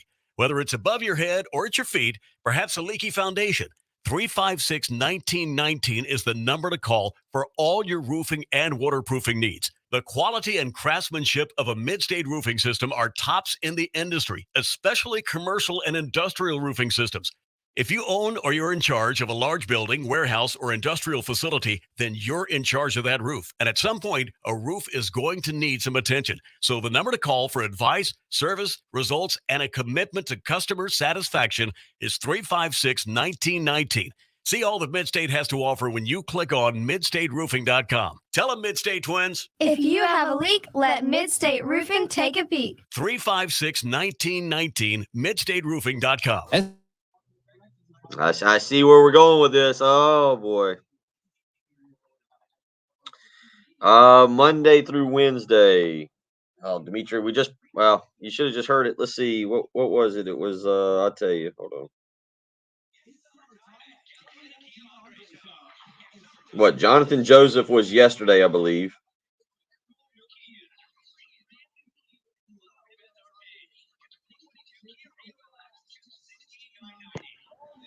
He's fired up. We're not taking him if he's talking baseball. I don't know if he wants to talk baseball. He said, he kind of yelled, "Gamecock Larry, let me talk to Bill." If he goes into a baseball, I'm not. We haven't discussed South Carolina baseball at all this morning. We've covered a lot of topics that he is more than welcome to weigh in on. South Carolina actually did get a commitment yesterday, I guess. Oh, they got a commitment from another Clemson player. You don't have to. Can you hear me? Yeah, we're talking through this, I guess. Yeah, I'm hearing you from two different. Yeah, All sorry. right. I was pressing the button. I'll ask him right now.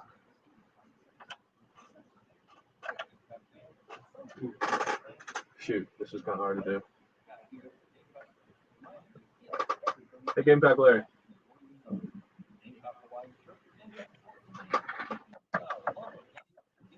Gamecock Larry. Yo. Hey, did you want to talk baseball?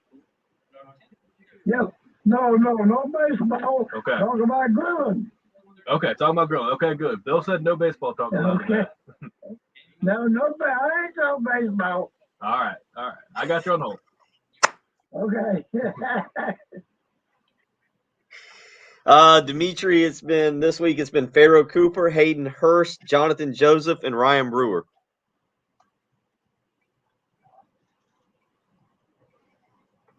So hopefully that helps. This week, Cooper, Hurst, Joseph, and then Brewer. I'll try and get something scrolling on the bottom here. Oh yeah, I think it's set for like week by week right now.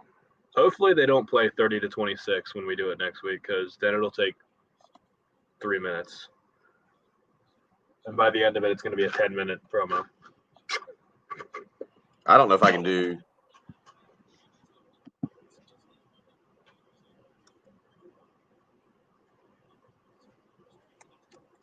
Dude, it's freezing in here. Is it?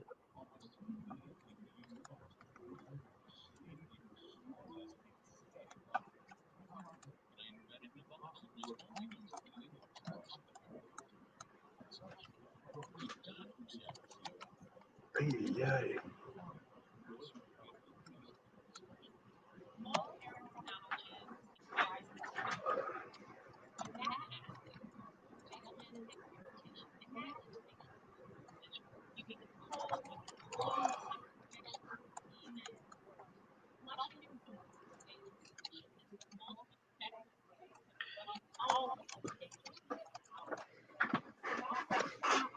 Oh, yeah. Oh, it's going to be close. Actually, I think if I scroll, hits. Yeah, there we go. Now, okay. Now I got plenty.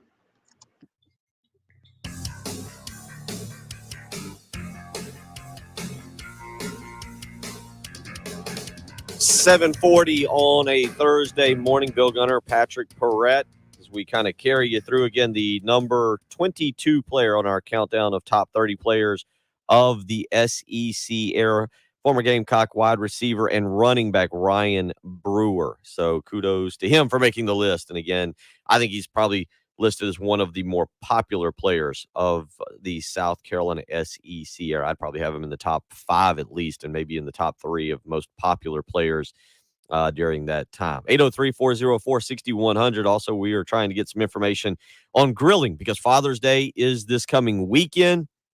We want to make sure that me as a father, but also Patrick's father, get the best available gifts that are out there. And several of you are weighing in a little bit and helping us this morning. AMAC saying the RecTech pellet smoker. RecTech's a big winner here this week. Is a lot of free advertising for them.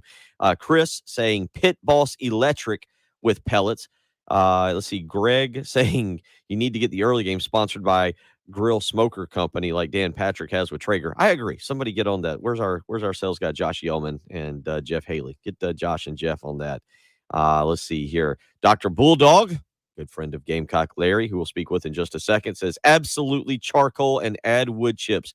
Plug-in easy bake ovens aren't for men. There you go. Although a fan is acceptable, Komodos are the best of every world. Start with an Acorn. $300 just low and slow and hot. Komodo Joe prices. Okay, there you go. He also says scroll back to his Instagram page. How about that? Dr. Bulldog has an Instagram page. That's the surprise of the morning to see what a Komodo can do. And Kevin weighing in. Buy once, don't look back on the grills. Rec Tech is the only way to go. They're in Augusta. Stainless, won't rust in a year or two. There you go. And then he also weighs in as a young ball player. Watching Ryan Brewer sparked my work ethic on the field. The guy worked so hard. Go Gamecocks. Speaking of a guy who loves to say go Gamecocks and is a grill master himself, Gamecock Larry on the Love Chevy phone lines. Larry, how you doing this morning? What grilling advice can you offer to this program? I'll tell you about grilling. I'm going to ask you a question, but first I'm going to tell you about grilling. And also, Dr. Bulldog, I spent all day Tuesday out there in the emergency room, got home 8 o'clock Tuesday night. After I talked to Bill and Patrick, Tuesday morning, the next thing I know, they done called 911 on me and had me out there, that good old VA. But first, grilling, the way I remember grilling, if it went down there and got us about 8 concrete blocks, cost a nickel a piece, 40 cents, throw a piece of chicken wire over it, and we had done our grilling. That's the last grilling I remember. But I want to ask you a question now, Bill and Patrick. What is the difference in a wood chip and a wood pellet? Can you answer that question for me? What is the difference in a wood chip and a wood pellet? Because I always thought wood was wood. What's the difference? Somebody texted us and told us that wood chips are like actual natural wood and wood pellets are processed. Okay. All this newfangled stuff all your young generation got, old man will listen. Okay, that's all right. Wood pellets really is not wood. Is that right? Wood pellets are made from, hold on, I got it for you here. Wood pellets are made from hardwood that has been finely ground into little pieces and then compressed into pellets. So they are from wood, they're from hardwood, but they've been finely ground and then they're compressed into pellets. This makes them somewhat manufactured, which means that you will need to make an extra effort to look for pellets that don't have additives in them that can affect the taste of your food. There you go. How about that? Look at us.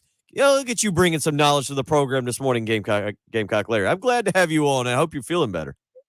I feel good, but I know I can always depend on old Bill and Patrick to give me the answer. And Dr. Bulldog, take care. I'll see you about next week, I guess. They'll be bringing me out there again. I don't know what's going on, but I ain't worried about it. Everything's under control. Go, Gamecock. All right, there you go. I got pellets, wood chips. There's nothing like going out back, finding a nice stick and roasting over an open fire, though. Nothing beats that. Nothing beats, yeah. Just go chop down a tree Find a and sturdy use that branch and just stick it right through that piece of meat and just turn it over and over an open fire. That's perfect. That's grilling to me. 50-50 on Gamecock Larry taking down a squirrel and putting a stick through it and roasting it over an open fire back in the 60s. Definitely. Probably so. Definitely. With that, yeah. 803-404-6100. I've got more information on this wood pellet versus wood grill debate that now we're starting, that now is taking over the early game. We'll get you that. We'll get you some more here this morning. Dr. Bulldog says, I'll see you next week, buddy, referring to Gamecock Larry. So that's awesome. Good to see everybody's doing well on a beautiful Thursday morning, June the 16th. You're listening to Bill Gunner, Patrick Perrett.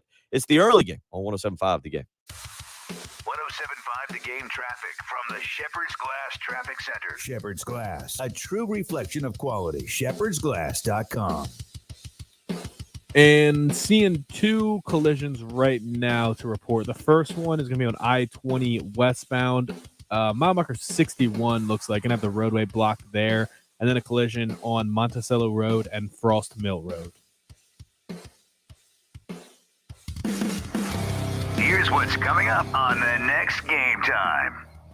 Hey, it's Heath. Coming up Thursday, we will take a look at Game 6 of the NBA Finals, plus whatever went down in the Stanley Cup between the Lightning and the Avalanche. It's the first day of the U.S. Open as well. Always great. I wanted to see if Heath was going to say anything about. Yeah, we got to come up with something to tweet at Heath with today. He opens those in exactly the same tone every time. Hey, it's Heath. In case you didn't know, hey, it's Heath.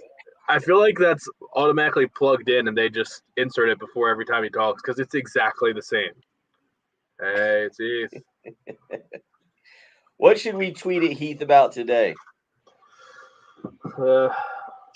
I know. All right, so here's I think what we go to. Top 5. Heath is a sweet tea drinker. Top 5 sweet tea brands. Yeah. Top 5 sweet tea brands. We can just make him do food rankings every day.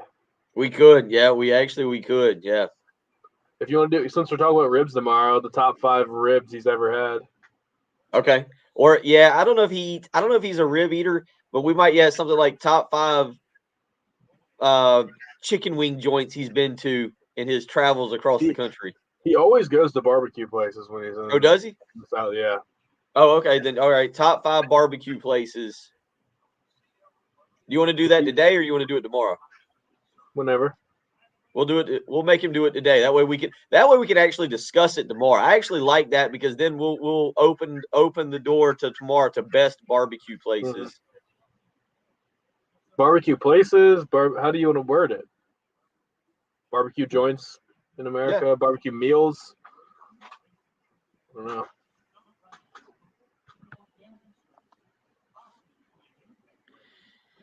We're learning.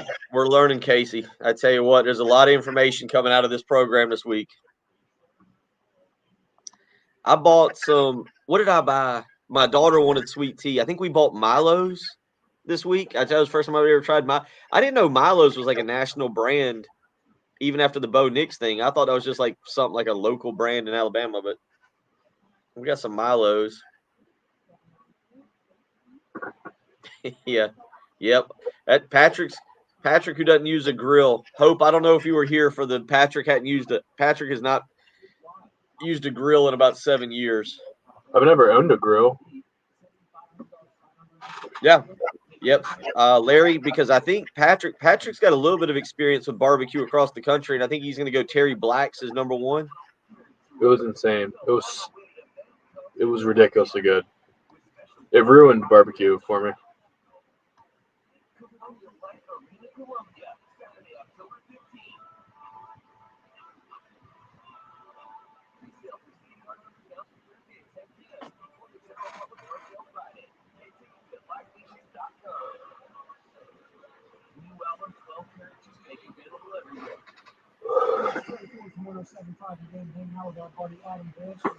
Oh, we got some good information from Brody on the text line. This is good information.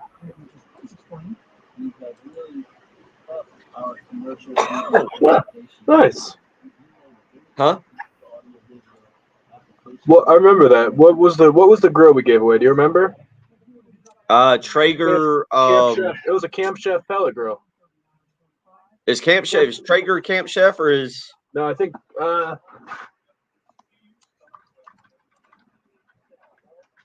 I think Camp Chef is its own. Camp Chef's its own thing. Yeah, I remember it was a really expensive grill. It was like $1,500.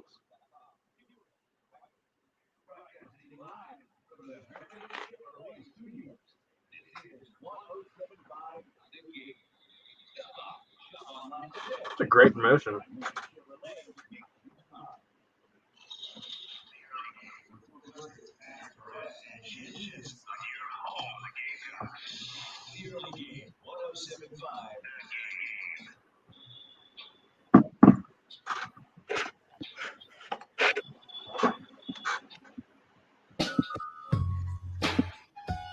$803-404-6100, how you can be a part of the program. You can also be a part of the program by our new segment called Harassing Heath.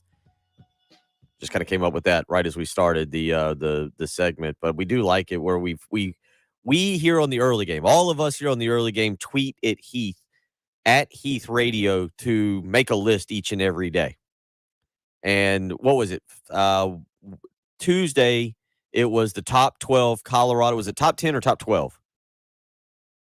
It was the top 12, marking 12 years of Colorado in the Pac-12. In the Pac-12, yes. Yeah. So Heath had to put out a top 12 of, is that right? You look confused. It might have been 10 years. Might have been 10. Yeah, it was 10 or 12. But we had Heath give off his top 10 or top 12 Colorado Buffaloes in the Pac-12 era. Yesterday, it was, I think, the top 10 retro logos. Heath seemed to get a little annoyed with that yesterday. We'd done it to him 2 days in a row. So today, this one will be a little bit more up Heath's alley. I think he'll like this one. And this is going to lead us into the discussion tomorrow. Tomorrow, big cooking segment, more toward the cooking. Heath needs to tweet at Heath, at Heath Radio. This is our segment now called Harass Heath. At Heath Radio, top 10 barbecue joints in the country. Now, Heath is actually a professional at this, and I think he will actually like this one. This one he might find a little more amusing than the Colorado Buffaloes and the retro logos. But tweet at Heath, at Heath Radio. He needs to put out his top 10 barbecue joints in the country. Now, we're going to get into this a little bit tomorrow. We're going to ask you your top barbecue joints that you've been into in the country. Father's Day ahead of us, obviously, on Sunday. I know a lot of you will be grilling out, maybe doing some barbecue. We spent a lot of our time talking about smokers and how and what you should buy. We got some good information here. Brody weighing in on our text line, 803-404-6100. Brody says wood chips are put onto coals or flame for wood flavoring enhancement, Patrick. All right, for wood flavoring enhancement. Wood pellets are put into a pellet grill to burn as fuel. Often, you will soak your wood chips in water to let them burn longer and give off more smoke to add flavor. How about that? And then he says, I should know because I currently have a pellet grill that I won from the Grill Bill promotion. There you go. How about that? Remember when we did that one? So there you go. Brody coming in with some really good information there. I'm just still on the Harass Heath thing, and I just like the idea of us infiltrating every show on the station somehow, some way. Like one day, I want to leave a full bank of phone calls for Pearson when he walks in, and just have like 10 people on hold with just the caption, because we can we have like a screening thing that we can put the name and what they want to talk about, and I just want to put 10 people on hold with question for Pearson. And just have everybody on hold. Fish questions? He would like that. just annoying questions. Because I do want everybody to get annoyed. Yeah, we do want to harass our coworkers. I want the listeners to be entertained, but all of the hosts to be annoyed. If we have to be up at 6 a.m. every morning, we should harass our coworkers as well who sleep in. That's the best balance to find is the hosts are annoyed, but everybody else is entertained. So all right. So we'll work on more upsetting of harassing. And then when they try to do it back, nobody do it to us. That's right. Yeah, that's right. You just have it planned out. That's a good strategy we are developing here. So today's Harass Heath is tweeted. You got to come up with everything. Pry Pearson, Jab Jay, Torture Terry, Torture Terry, and Tommy. Then you just ask Dave guitar questions. You know how we could. You know what we could do to torture Terry and Jay though. Torture Terry, but you can't tweet at Tommy, but you can call. You can call. Well, you can ask for Tommy's top 10 baseball players from the 1930s. We want so today's the 10 greatest Boston Red Sox pre-1960. Yeah, ooh, we can just do that. So what we need, we got to harass Heath today, where you just need to tweet at Heath at Heath Radio his top 10 just fill up his Twitter account. He'll love it. Just even if he's put it out there, keep tweeting at him. He'll love it. Don't worry. And then call today because Tommy doesn't have Twitter. Constantly call and say you want the top 10 Boston Red Sox pre-1960. He'll be ready. Tommy will be really good at it. We can do this for everybody. We can just make Terry mad by having people call and asking Jay soccer questions, and then we can make Jay mad by having people call and ask Terry Baltimore Orioles questions. Oh, there you go. See, I think Terry would get more upset with fish questions, and Jay would love it. Jay would love every second of it. We'll get you a golf update. I keep promising that it's actually going on. We'll get you an update on that. We'll do another hour. It's Bill Gunner. It's Patrick Perrett. It's the Cool Show. 107.5 The Game. The home of the Gamecocks. 107.5 The Game. WNKT FM, Eastover, Columbia. A Cumulus media station. Total Wine & More has the best Father's Day gifts at the best prices. Can't wait till you get me this bourbon. These prices are amazing. Dad, at Total Wine & More, you'll always love what you find. Drink responsibly. B21. It's the Love Chevrolet Countdown to Gamecock football. 79 days till kickoff. Buy your new Chevy with confidence from the dealer that has been proud to call the Midlands home for over 60 years. Love Chevrolet, South Carolina's #1 volume Chevy dealer. I-26 at Harbison and at lovechevy.com. Lovechevy.com. In 1896, if you wanted to get your stuff from point A to point B, it could take months as you braved the elements with your caravan of horse-drawn carriages. Many lives were lost. Telephone Tommy, yeah.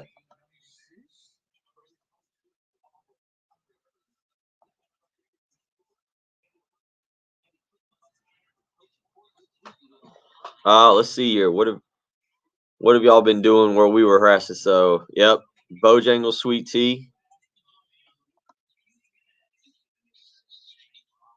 Troy's going with Bojangles tea is too sweet.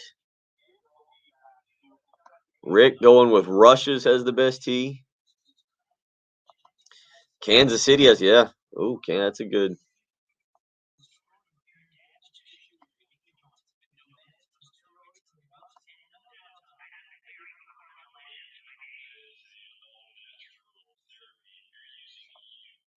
Layards what's this best barbecue I've had in a while is Layards in North South Carolina.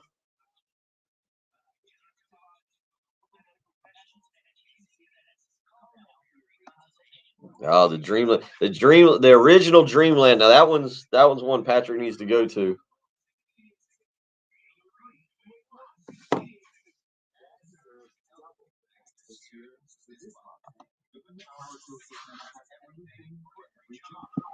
All right, Bill.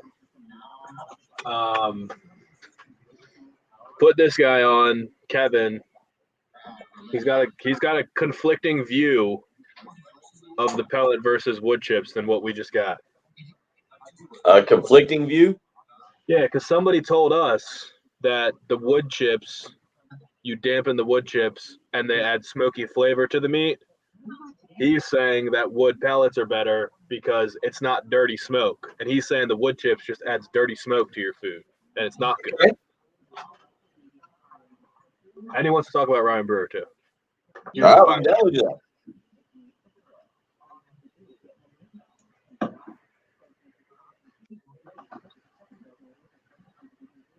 Does Fish have a rival band? I can't name a Fish song or even give you a Fish beat. Craig would have to be the one to answer this. Is there a rival of Fish? Is it like the Rolling Stones and the Beatles? Does Fish have a nemesis?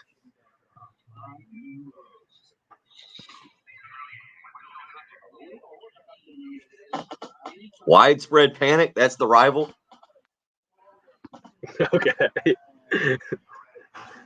So just keep asking Jay and Pearson their favorite Widespread Panic albums.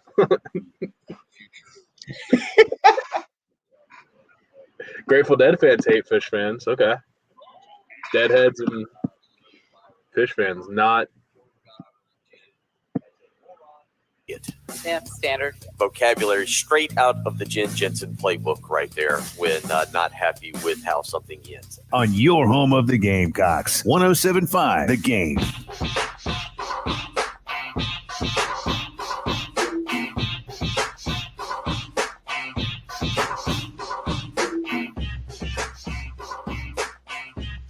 .801 on a beautiful, going to be a warm but beautiful Thursday morning. Bill Gunner, Patrick Perrett. We have been talking sports. The Colorado Avalanche win Game 1 of the Stanley Cup last night over the Tampa Bay Lightning 4-3 with a goal in overtime.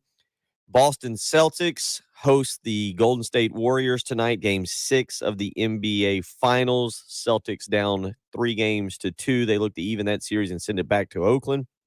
And the U.S. Open taking place up in Brookline, Massachusetts at the Country Club, par 70. It is playing at 7,254 yards, according to ESPN. Jon Rahm, the defending U.S. Open champion. We got several people off, so let's give you a quick update on this. Colin Morikawa has 1 under through 2 holes. That puts him in a 4-way tie for first right now with Adam Scott, Travis Vick, who is an amateur, and Hayden Buckley. Figured I better get that in while I can pronounce all 4 of those names. Matty Neesmith, former South Carolina Gamecock, Matt Neesmith, or Matthew Neesmith, however he likes to be referred to, is even through 4 holes. Jon Rahm has played 2 and is currently even. Patrick Cantlay, Roy McIlroy, Hideki Matsuyama, Alexander Schauffele, all even as they have completed 1 hole of play. So a little update there. Jordan Spieth, Patrick, off to a poor start. He has bogeyed one of his first 2 holes. So he's done. 1 over through 2. Yep. Go ahead and stick a fork in him. Write him Put off. him on a smoker. And Troy Merritt. Well, yeah. Troy Merritt off to the worst start of anybody. He is 3 over through 3. Nerves got to him.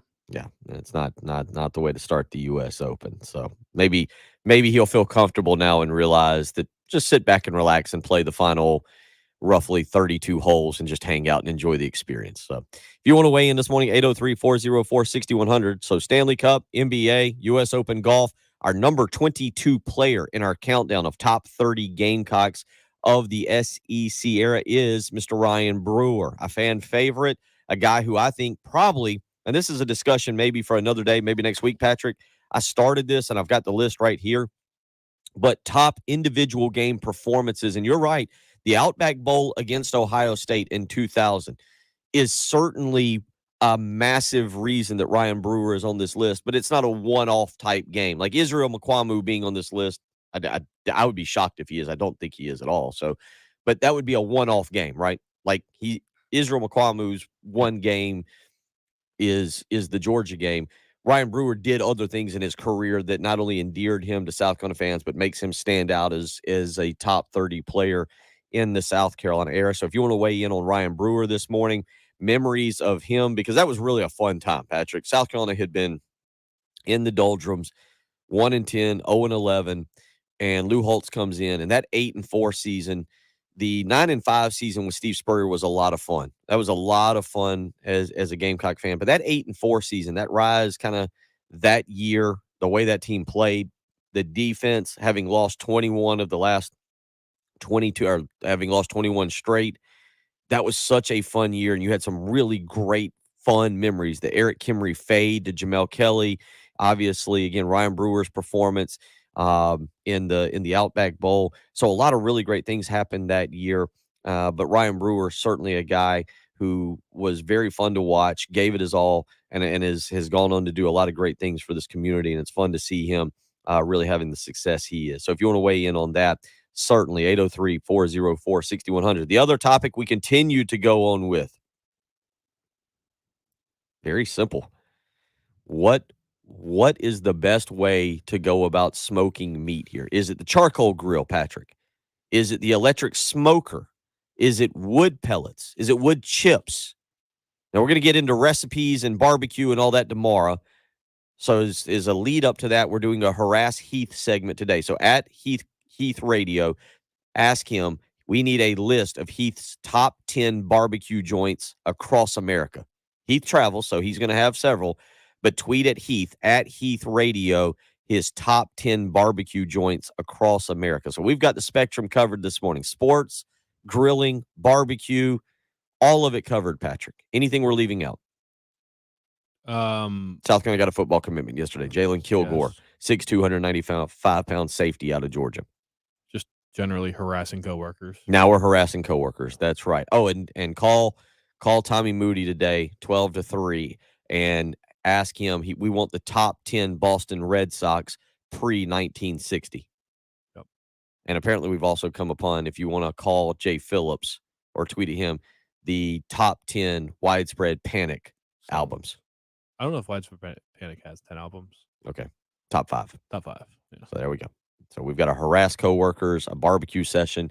We got a whole lot going on. Anything you want to weigh in on, 803-404-6100. Let's get out to the Love Chevy phone lines. Kevin wants to weigh in on Ryan Brewer and some barbecue information, some smoking information. Kevin, what you got for us this morning? Good morning, guys. First off, I just want to say I love the show. I listen to you guys every morning. But yeah, Ryan Brewer, I can't believe he's not higher on the list. To be honest with you, that guy was a beast on the field, and just how he, approached the community and everything. Just lifelong Gamecock, right? But on the smoker thing, it's true you'll get more smoke with a wet chip, but it's a dirty smoke.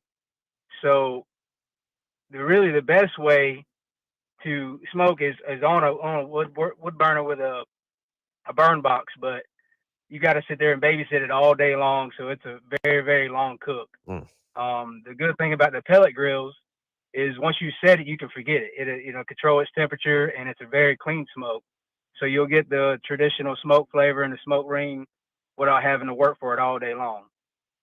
So, and in my opinion, the best bang for your buck is a Rectech, because it's made out of all stainless steel, so it'll never rust out on you. It's easy to clean, and buy once and you don't have to worry about buying another one to rust out in a couple of years. So it's good. I need more of an explanation on the dirty smoke, though, because a lot of people have been saying that you want the smoke chips because you want to build a lot of smoke because that adds the flavor. I just got a text from my friend Mark saying charcoal grill with soaked chips or chunks. So is it bad? Is it adding bad flavor? Is that what you're saying, Kevin?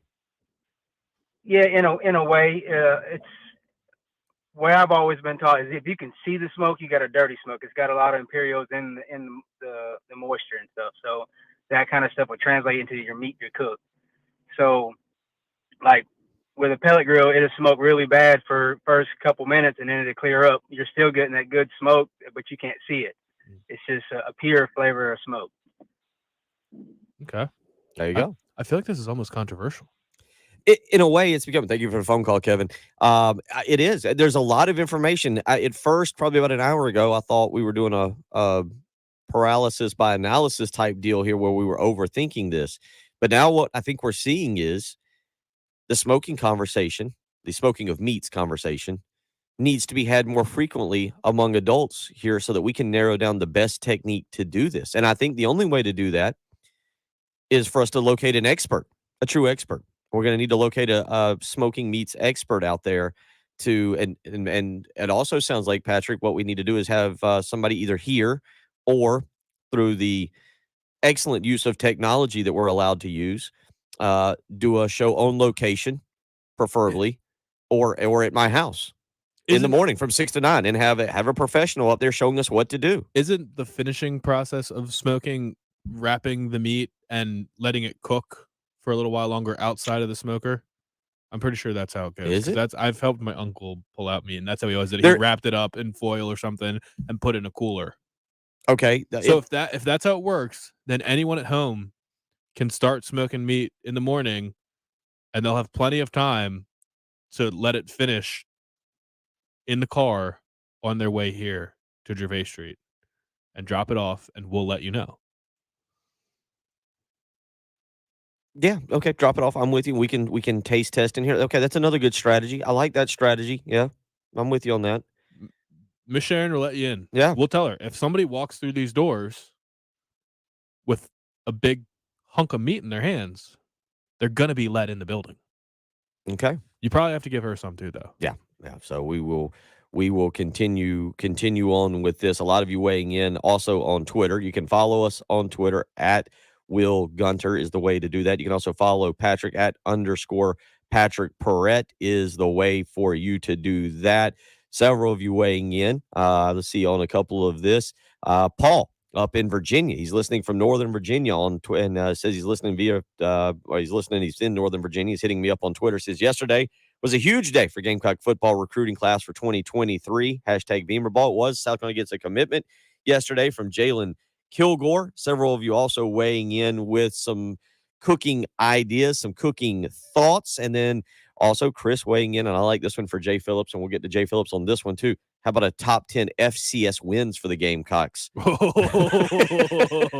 He would blow a gasket. Oh my God! Please ask him that. Please. Please ask him that. We got to save some of this. We got to save some of this. Gosh. Real quick, let's get to a couple. Let's clear out the text line here on a couple of different things here. Matt in West Columbia, char the meat after smoking. This can be done when people are ready to eat. Tony in Gilbert saying you don't have to wrap the meat. I think Tony's right. You can just bring it off the grill. Derek weighing in this morning says, I've been a Gamecock fan since 1974. Ryan Brewer has never been the 30 best players of this team. You got to remember, Derek, we're not doing this since 1974. We're doing it since 1992. So total difference there. It was great players prior to 92, but it's not the point of the countdown. I mean, he's no Steve the Cadillac Wadiak, but Steve the Cadillac Wadiak didn't play in the SEC. It's true. So it doesn't matter. Steve Wadiak did not get to be qualified for this list. Let's see. Alex weighing in, tearing down the goalpost back to back the 8-4 season. Happy to just get the win against New Mexico State. I think it was. You're correct, New Mexico State. And then no one saw the Georgia win coming the next week. I agree, Alex. That was, again, a really fun season there in 2000.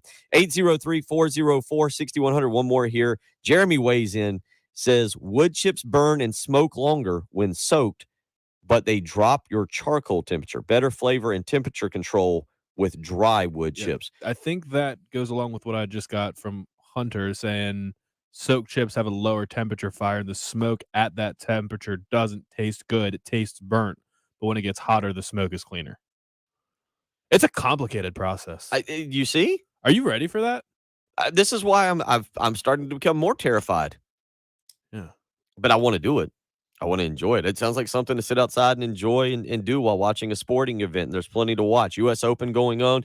Game 6 of the NBA Finals tonight, and Avalanche Lightning look like they're heading for a great series. College World Series this weekend as well. I don't know how much our College World Series gets going this weekend. I don't know how much I'll get into that, but it is something to watch outside. And the Braves, 14 straight wins. Listen to us. Cooking, covering sports, all kinds of things. You can be a part of the program this morning. 803-404-6100. Carrie Tharp coming up. We'll talk some NASCAR as well in about 35 minutes. You're listening to The Early Game on 107.5 The Game. Here's what's coming up on the next halftime show. Hey guys, Jay and Terry coming up on the Thursday halftime show. We'll continue our Gamecock countdown. We are at number 22, Terry Ford, which comes after 23. So I've gotten that part of the equation done. And I hope that I'm talking about the Braves having won 14 straight. And we can tell you how Baker Mayfield can actually get out of Cleveland. Yeah, he could just hitch a ride. Yeah, something different. He could do that. I wonder if anybody would give him a ride. Oh, out of Cleveland, a lot of people would volunteer to give Baker a ride out of Cleveland. Where are you going, kid? Right down 77. Yeah, Let's go, try. Son. We'll get you there. The halftime show with Jay, Terry, and Tommy. Noon to 3 on your home of the Gamecocks. 107.5 The Game. 107.5 The Game traffic from the Shepherd's Glass Traffic Center. Shepherd's Glass, a true reflection of quality. ShepherdsGlass.com. And just one collision to report right now. That's going to be in Lexington. This is on Lake Drive and Platte Springs Road. Again, that's an accident. Lake Drive and Platte Springs Road. This Boomer Science with CBS Sports Minute, sponsored by Indeed. Attract, interview, and hire at Indeed.com/credit. No one needs extra motivation in the Stanley Cup Finals, but Lightning winger Patrick Maroon has plenty. In addition to seeking an insane 4th consecutive cup, when Avalanche owner Silas Van Kroenke relocated the Rams, Patrick and his fellow St. Louisans felt, maroon. He doesn't like him very much. Boomer Science. CBS Sports Radio. These days, it's getting harder and harder to find savings. But you may have more cash than you realize in your home's equity. Unlock it today with a cash-out refinance from Rocket Mortgage. In the last year, average home values have gone up nearly 20%. That means you could unlock thousands of dollars from your home. And with Rocket Mortgage, you could get all that cash in as little as 3 weeks. Put your hard-earned money to work. Pay down high-interest debt and combine your balances into one simple, low monthly payment. Now is your perfect opportunity to take control of your financial future. So what are you waiting for? When you want to consolidate debt and simplify your finances, Rocket can. Call 8338-ROCKET today or go to rocketmortgage.com to get started. That's 8338-ROCKET or go to rocketmortgage.com. Rocket. Call for cost information and conditions. Equal housing lender licensed in all 50 states. NMLSconsumeraccess.org number 3030. Call 800-490-1233 for disclosures and cost information. Sponsored by Midland Air Service Experts. Water heater worries? There's an expert for that. Let your local experts at Midland Air Service Experts give you worry-free hot water as low as $28.99 plus tax a month. Call 866-EXPERTS. See website for license details. Metz Plumbing is growing and looking for exceptional plumbers and apprentices. If you enjoy helping people and our community, if you want a flexible work schedule, if you're looking to earn $85,000 to $100,000 per year plus benefits and paid time off, if you want free training in order to become a licensed plumber, and if you're ready for a rewarding career as part of a family, then we want to talk to you. For information, call Ashley at 732-DRIP or apply online at MetzPlumbing.com. Metz Plumbing, 732-DRIP. It's the Love Chevrolet Countdown to Gamecock Football. 79 days till kickoff. Buy your new Chevy with confidence from the dealer that has been proud to call the Midlands home for over 60 years. Love Chevrolet, South Carolina's #1 volume Chevy dealer. I-26 at Harbison and at lovechevy.com. Lovechevy.com. If you have IRS tax problems, it can seem like a vicious cycle that never ends, year after year. Just getting the mail can be stressful and overwhelming. Don't let it ruin your life. There is a solution. Since 2008, the attorneys at Ecton Law Firm have devoted their practice to the resolution of tax problems for individuals and businesses across the Carolinas. We have the knowledge and experience and are dedicated to the success of each client. We are local attorneys with local solutions. At the free initial consultation, we'll listen to your concerns, your goals, and explain the systematic process we use in solving your tax problem. From that initial meeting, you'll see there is a solution. We're dedicated to improving your life by solving your tax problems. If we sound like someone you want to work with, take that first step. Give us a call at 803-771-9800 or go to ectonlawfirm.com. You'll be glad you did. Cliff had a project he had to get done. He was in a hurry because the game was coming on. He put on his shoes, he put on his socks. Then out the door he went to install a mailbox. He was forgetting something he couldn't quite recall. Then it hit him. I have to make a call. He ran in the house. He grabbed his phone. He quickly dialed 811. His lines are marked so he can dig without flaw. It was fast, free, and easy, and it was also the law. Sponsored by South Carolina 811. Aired by SCBA in this station. Broadcasting live from the Herndon Chevrolet Studios. This is 1075 The Game. Stop by or shop online today and see why Herndon Chevrolet makes you smile. The early game with Bill Gunter, Patrick Perret, and Jen Jensen on your home of the Gamecocks. The early game. 1075 The Game.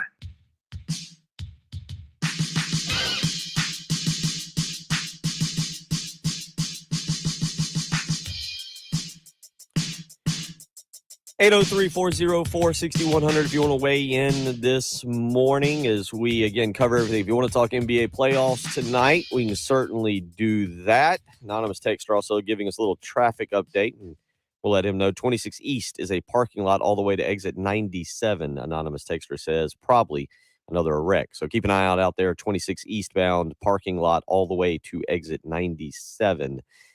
Thank you for that. Appreciate that. Couple text messages coming in regarding our grilling sessions, Patrick, as we are continuing to work. I think you're right. I think what we've uncovered here, and there's a lot of ways to do it. I think the food generally comes out delicious, is what it sounds like. Yeah. So it doesn't sound like you can necessarily mess it up. But what we're looking now for is, all right, what is the right thing to buy and what is the right way to cook it? Because now I feel like we narrowed it down, are we both kind of in agreement that it seems like the best plan is to buy the charcoal smoker? No, because it's harder. It depends if you're prepared for that challenge. So do we go? So can you do the electric smoker? I think that would make it. We're in agreement that would create the best food. The electric? The charcoal. Charcoal, right. But I don't think we're in agreement that that's what you should do because I don't know if you're ready for that. Yeah, I'm not ready for that. I think it's going to have to be the electric to start. Work on some, because maybe don't get the top of the line electric one, just get your standard run of the mill one, because if you decide after a year, you've mastered the electric smoker. It's time to move up. Well, no. So here's part of it also. And this is where we're going to go tomorrow with our conversations of, remember, we're doing a Harass Heath today. Tweet at Heath Klein at Heath Radio. He needs to put out a list of his 10 best barbecue joints across the country. But where I'm going with this is, like Tony says, keep it simple. St. Louis ribs, seasoning, and then he says use the RecTech. But half the battle is, or more than half the battle, is how you either marinate or season or whatever you do with whatever you're cooking. It really doesn't matter. You could put it over, you could have a world chef do it. But if you don't marinate it correctly, if you don't do it, if you don't put the right seasoning on it, really it's kind of irrelevant, right? So I think where you're going with that is the starting point for this is you get, something that you can, the smoker that you can kind of work the easiest right now, but you focus on prep, making sure you figure out maybe a good base or a good seasoning or a good marinade. And then you start with the electric smoker to work on your smoking abilities. And then you upgrade to the charcoal smoker.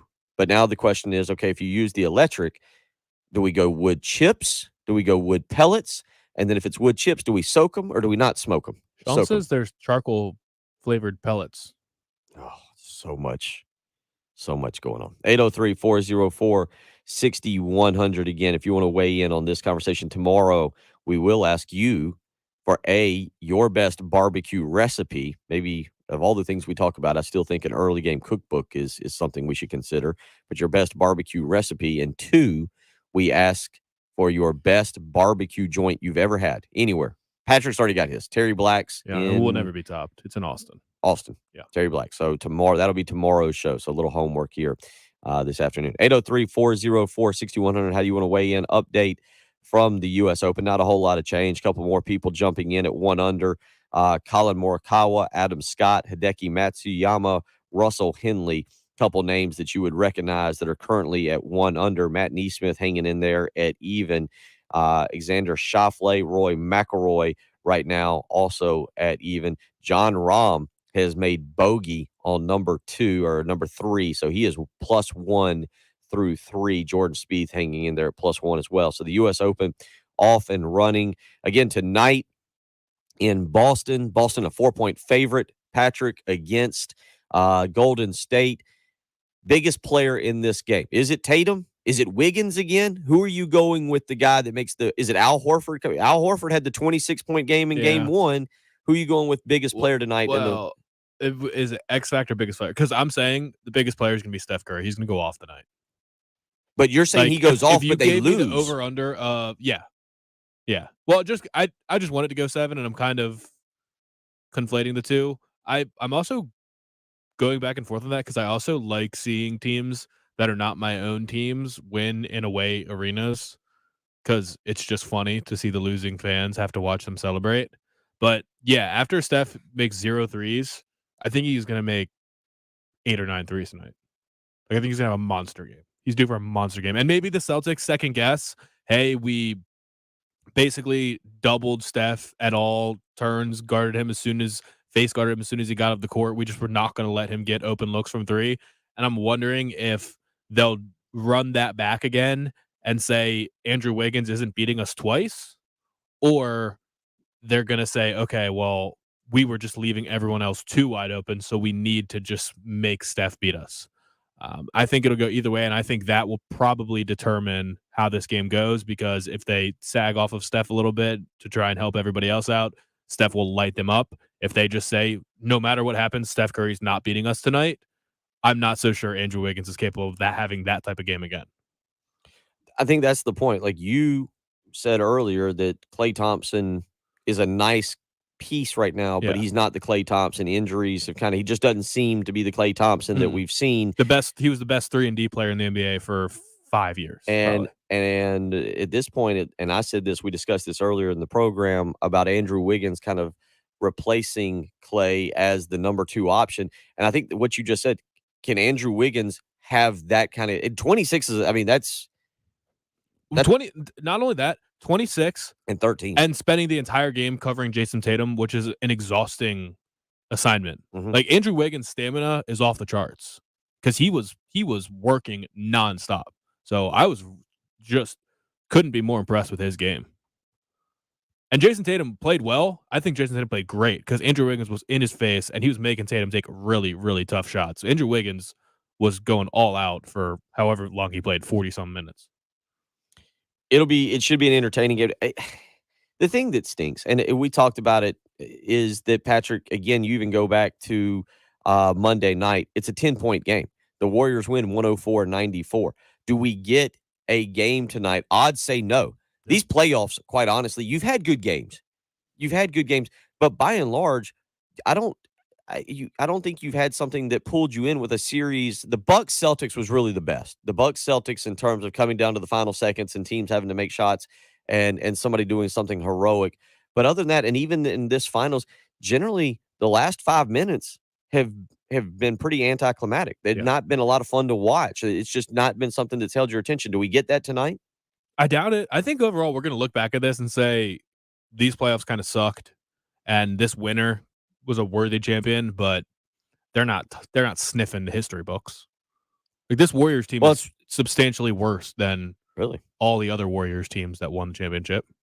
But if they win, that's 4 in 7 years. Yeah, no. Right? So it'll be more of a testament to Steph. But we're not going to say that if First Take and all these shows that need to fill time every day talking about the NBA start doing discussions, how does this Warriors team stack up against the other Warriors championship teams? It's a distant fourth, a very distant fourth. Kevin Durant, one of the Warriors, would absolutely annihilate this Warriors team. Yeah, you're probably right. 803-404-6100. Let's get back into a little bit of the grilling conversation for just a second. Charles, all right, Patrick, pay attention to all this here. We got a lot to get to here, and it will either get more confusing or it'll clear some stuff. I kind of agree with Charles. He says, buy the electric smokers so you don't have to worry about your flame. If you're cooking ribs, all you need is a good rub to cook. You can sauce after you cook. Good point, Charles. Justin weighs in. Get a gravity grill. It uses charcoal, but it lets you control the temperature electronic so you can skip the hard part of working with the charcoal. Great. Now we got to Google what a gravity grill is. That'll be fun. Michael says the best barbecue recipe is to find a friend that cooks great barbecue and hang at their place all the time. It is not a bad way to do it, Michael. Anonymous texter weighs in. Pellet smoker, the best way to smoke and easy. Set it and let it go. So again, when he says pellet, so are we I feel like here's what, after almost 6 hours of doing this, what I feel like we've narrowed it down to, Patrick, is what I should be purchasing this weekend, and probably what your father should be purchasing for starters, is a electric smoker that uses the wood pellets. Is that right? It sounds like an electric smoker with pellets, and you can buy different pellets. Right. You can buy whatever pellets you want. want. Go with the pellets and not the wood chips. Yeah, I guess so. Electric smoker, wood pellets. I feel like that's maybe just buy a smoke box on the side. Jeff, offering a little bit of help, says you can get a programmable fan set up for your charcoal or offset smoker to control airflow to give you better temperature control. Man, you guys are so involved in this. Wesley Bryan weighing in. He just says Traeger. Traeger's, that is a good. Now, yeah, then we have to go back to the brand if we go electric. Matt W. says an electric smoker is different than a pellet smoker. Oh, boy. See, this is where we're going. You see, everybody, a lot of you weighing in, a lot of great information this morning. I appreciate each and everybody joining in the conversation. It's Father's Day this weekend, and you, the father, you'll probably get stuck grilling something for the family because that's what happens on Father's Day. But knowing what to do and how to do it correctly so you have a great Father's Day meal in the afternoon or at night, certainly something you want to do. So we've tried to provide information. We'll continue doing that. Another anonymous texter weighing in saying Masterbuilt makes a charcoal wood offset smoker grill, best of both worlds with phone app and temperature control. Now I'm going to look that one up. There we go. And then another anonymous texter says, simplify your life. Get an Orion cooker. Oh, great. Now I got to look that up as well. 803-404-6100. Again, a lot of fun this morning. If you want to weigh in on a sports topic, if you want to say something about the U.S. Open, the NBA, or the NHL, feel free to do that. South Carolina gets a commitment yesterday. 6'2", 195-pound safety Jalen Kilgore out of Putnam County in Georgia. So the Gamecocks add to their recruiting class. Clemson picks up a commitment. Vic Burley, top 50 player nationally, 6'5", 275-pound defensive linemen. So Gamecocks Tigers with good days on the recruiting trail. A lot to discuss. And coming up in about 10 minutes, Kerry Tharp joins us. You're listening to The Early Game on 107.5 The Game. To celebrate Carolina's 30th anniversary in the SEC, it's 107.5 The Game's 30 for 30. The 30 best Gamecocks football players over the last 30 years. Number 22, wide receiver, running back, Ryan Brewer. They set up the screen, and it goes to Brewer. 20, 15, 10, 5, touchdown Brewer, his second of the day.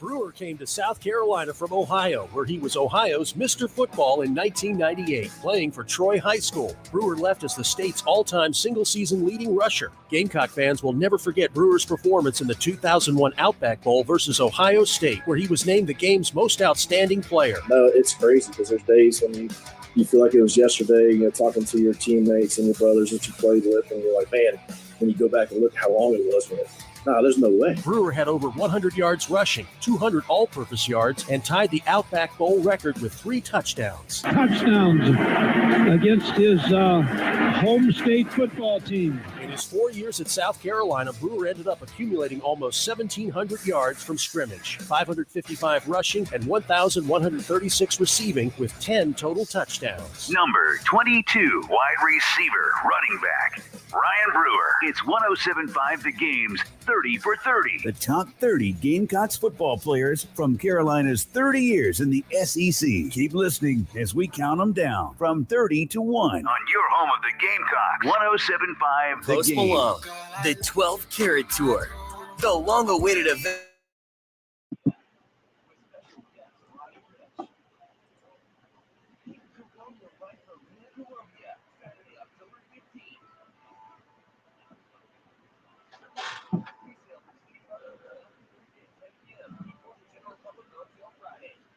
I don't know, Bill. I think RecTech might be the best one because everybody that has one is very passionate about it.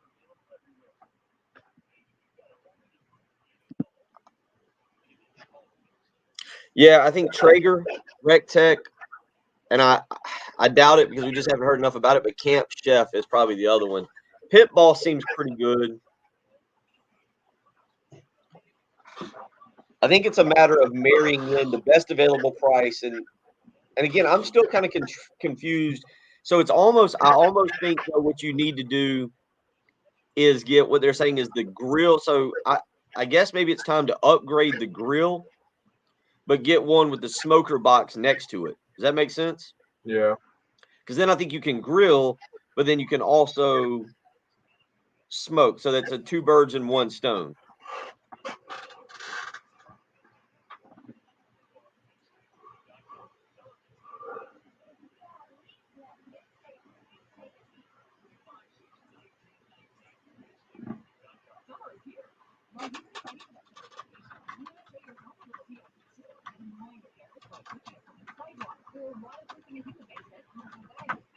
So then if we go back, so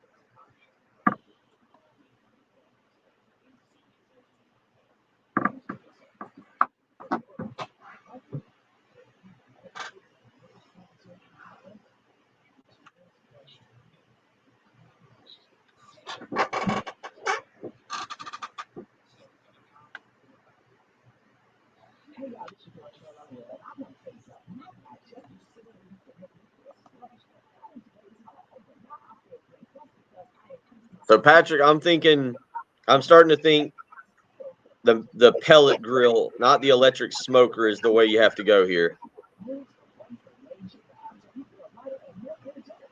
So it does all the different types of things, like it smokes too? I still don't get it. Yeah, so I think with this you've got the smoke box that you can control.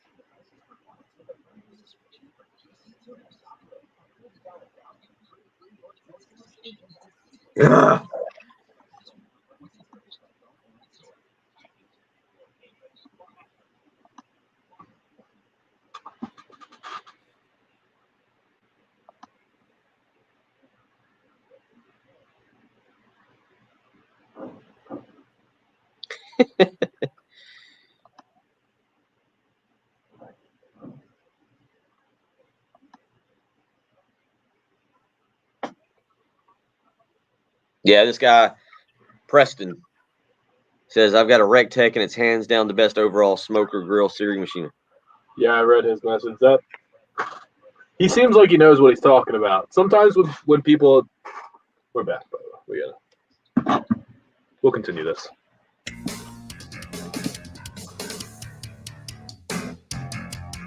I appreciate everybody giving us some information this morning as we have covered a lot of topics. Ryan Brewer, again, your number 22 player on our top 30 list of South Carolina Gamecocks during the SEC era. I still think Brewer would probably be top 5 favorite. This is the top 5 favorite and top 5 best players, two entirely different things. And as we do this list, after being chastised, I think opening day for giving away who the player was, or maybe it was day 2. I can't remember. You guys got all fired up, but Patrick, there is a difference between top 30 best players and top 30 fan favorites, right? And is this more of a fan favorite poll? Know. You don't know. The list, the voting and everything about it is somewhat ambiguous, so you can take it any direction you want to. Well, I think people have done that. Do you? I mean, I think people have done a combination of being, whether that's what they meant to do or not, people are clearly being influenced by big moments, big names, or like NFL careers / where they were drafted. That's clearly influenced some of these people. Mm-hmm. I mean, Jonathan Joseph played 1 year. I didn't even realize that. I did not know that. I assumed that he played multiple years and was good for a long time for South Carolina, but he just had a 15-year NFL career. I think that obviously influenced people. Because 1 year versus a guy like Brian Edwards, and people saying Brian Edwards might not belong on the list. Brian Edwards was good for 4 years. So there's a lot of different ways you can take it, and there's not a right answer. Okay. Yeah, I'm with you. Did you finish your top 30? No, I'll try and do that tonight. I actually had something I had to do last night. Started grilling as well, but I'll wrap this thing up tonight. Mine will be mine. I don't know. Same thing. Bill's going to add one person to his list every single day. He'll be done by the time this actual contest is over. Well, that's what we'll do in the month of July. I'll have my own list. 803-404-6100. Again, how you can weigh in. You heard me mention it. South Carolina getting a commitment yesterday in football. Jalen Kilgore, 6'2", 195-pound defensive back out of Putnam County, Georgia, is a current 3-star. Most people that I've at least talked to, just to get some background on him, believe that as he continues to play and go to camps, he will move into 4-star status. According to 24/7 Sports, he's a top 500 player. He's currently the 3rd highest rated commitment of the South Carolina class. Gamecocks now, by the way, that secondary, it's interesting real quick, Patrick, to see South Carolina really hone in on the secondary. You go back to the last class, to last year, and South Carolina took multiple guys in the secondary. Now, I know that they're set to lose some coming up. Cam Smith will probably be gone as well. But you go back to last year, it was Keenan Nelson, Anthony Rose, who can play kind of multiple positions, Emory Floyd, who's a safety or a nickel back as well. Emenwari, thank you. Who is again a nickel back, could grow into a linebacker. Peyton Williams is another safety. Kajon Banks is a safety / defensive back. They've got a lot of guys that they've been taking at kind of the defensive back position. DeQuandre Smith, the quarterback from Spring Valley High School, is expected to come in and potentially be a safety. That also doesn't count Devonnie Reed, who's a 1-year transfer at the safety position.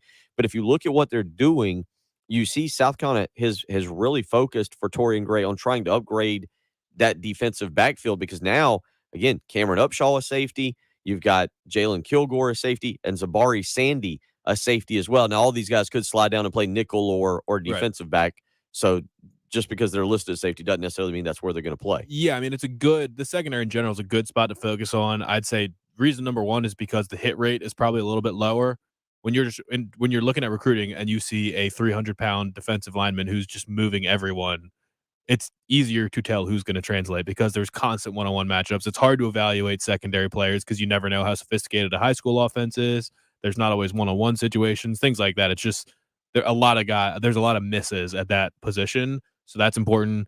The playmakers in this conference are just becoming more ridiculous every single year. Wide receivers are ready to go from day one. It's just scary. Quarterbacks are advanced, high-powered offenses. You need to be able to cover those, and the analytics movement has said that coverage is more important than pass rush. Not that you can neglect pass rush, but they say that coverage is more important. So that's just sort of a trend in the sport overall. So I think you need to throw lots of darts for the secondary because you can't afford to be bad there. One weak spot in the secondary can cost you week after week. Just one other note, you talk about it. Kilgore is 6'2". Cameron Upshaw is 6'2". Zabari Sandy is 6'1". South Carolina's recruiting some size back there. Now, as you mentioned, you get a lot of them in and you turn them loose on the practice field with Torian Gray, and you say, okay, who stands out? Day weighing in and said, seeing all these safeties is great since Muschamp never recruited a single quality safety. Kentucky Joe weighing in on Ryan Brewer says even Kentucky fans loved Ryan Brewer. His heart won over anyone who watched the Outback Bowl game. It was like Rocky in Russia. He went on a mission to win. Slowly, you could hear Brewer chants. Awesome player that helped elevate USC on national television. Have to give him props. And then several of you weighing in on the barbecue conversation. Anonymous texter, Preston, says, guys, you're overthinking this. I've grilled and smoked for a long time. I've had charcoal, gas, and electric smoker. I've got a Rectech. It's hands down the best overall smoker grill searing machine you can get. All right, we'll keep that. He sends a lot more on that. And Preston, thank you for your text this morning. That's helping us. A lot of information on that. We'll continue discussing grilling and barbecuing and smoking of meats tomorrow as well. But up next, Kerry Tharp joins us. It's time to discuss a little bit of NASCAR. The countdown to the Southern 500, Patrick, back in the infield. It's on, not far away. We'll talk with Kerry Tharp when we come back. You're listening to the early game on 107.5 The Game. On the next Extra Point. Hey guys, Pearson Fowler here from the Extra Point, and coming up on the Thursday edition of the Extra Point, we'll look ahead to Game 6 of the NBA Finals, an opportunity for the Golden State Warriors to close it out, win their 4th title of this incredible run, or can the Boston Celtics stave off elimination and force a Game 7? Plus, apparently, we're going to be having a therapy session with Preston Thorne. I've suggested that recruiting in college football might just be institutionalized gaslighting. That seemed to unlock something in Preston's brain. So we'll dig deep into the seedy underbelly of recruiting as told by Preston Thorne, and probably some more college football stuff to get to coming up on the Thursday Extra Point. The Extra Point. With Pearson, Preston, and Gamecock Central. 9 a.m. to noon. On your home of the Gamecocks. 107.5 The Game. Oh, all this talk about standing outside and smoking some meats or grilling, getting ready for Father's Day.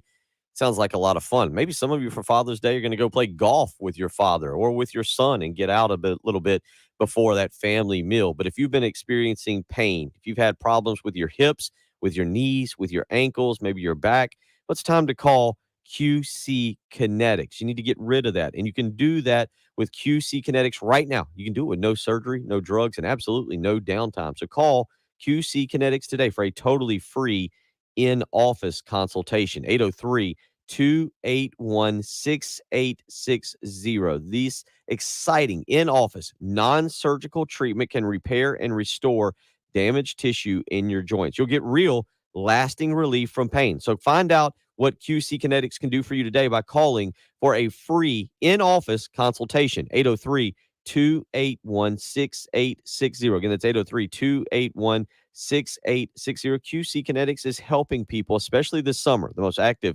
time of the year, get the fun back in their life with this advanced regenerative treatment, again, from local medical professionals. So call QC Kinetics today. 803-281-6860. Again, that's 803-281-6860. That's QC Kinetics. Sponsored by Midland Air Service Experts. Sweating a broken AC? There's an expert for that. Let your local experts at Midland Air Service Experts keep you cool with $50 off any repair. Call 866-EXPERTS. See website for license details. 107.5 The Game traffic from the Shepherd's Glass Traffic Center. Shepherd's Glass, a true reflection of quality. shepherdsglass.com. Need to start, let you know there's a vehicle on fire, I-20 eastbound, starting around mile marker 80. Going to have some backups there on I-20 eastbound. And then there's a collision on some private property on Fashion Drive and Forum Drive. Since 1964, Gateway Supply has been the Midland's leader in plumbing and HVAC supply. And now, of course, they are statewide with more than 15 locations all across South Carolina. Their showrooms are filled with bath and kitchen fixtures from classic to modern styles. Now, tap and touchless faucets. You can even talk to your kitchen sink. See them at Hamrick Street near the Fairgrounds in Williams-Brice, or Highway 6 and Whiteford Way in Lexington. Design services, expert advice for customers and contractors alike. Visit them online at gatewaysupply.com. Attention, anyone shopping for a new Jeep, turn up your radio now. Announcing the special order $1 sales event at Galliana Chrysler Jeep on Greystone. Here's how it works. Visit Galliana Chrysler Jeep on Greystone and order the exact Jeep you want. Put just $1 down. Plus, we'll give you a $1,000 special order discount. No limitations, no exclusions. Just order any Jeep model, any Jeep trim level, and it's yours for just $1 down and $1,000 off MSRP. Best of all, your price is locked in and you're protected against a Jeep price increase. Other Jeep dealers are charging tens of thousands of dollars over MSRP. But right now, you can order the exact Jeep you want for just $1 down and $1,000 below MSRP. Gotta go to Galliano. $1 down, $1,000 below MSRP Jeep sales event at Galliana Chrysler Jeep on Greystone. I-126 Zoo exit in Columbia. Call 779-7300 or GallianaSC.com. Example 2022 Jeep Wrangler. $1 down, $618 per month for 60 months at 4% APR. Plus tax and tag includes $225 closing fee. Expires month end. Finding great candidates to hire can be like, well, trying to find a needle in a haystack. Sure, you can post your job to some job board, but then all you can do is hope the right person comes along, which is why you should try ZipRecruiter for free at ZipRecruiter.com/radio. ZipRecruiter doesn't depend on candidates finding you. It finds them for you. Its powerful technology identifies people with the right experience and actively invites them to apply to your job. You get qualified candidates fast. So while other companies might deliver a lot of hay, ZipRecruiter finds you what you're looking for. The needle in the haystack. See why 4 out of 5 employers who post a job on ZipRecruiter get a quality candidate within the first day. ZipRecruiter, the smartest way to hire. And right now, you can try ZipRecruiter for free. That's right, free at ZipRecruiter.com/radio. That's ZipRecruiter.com/radio. ZipRecruiter.com/radio. Broadcasting live from the Herndon Chevrolet Studios. This is 107.5 The Game. Stop by or shop online today and see why Herndon Chevrolet makes you smile. The early game With Bill Gunter, Patrick Perret, and Jen Jensen. on your home of the Gamecocks. 107.5 The Game.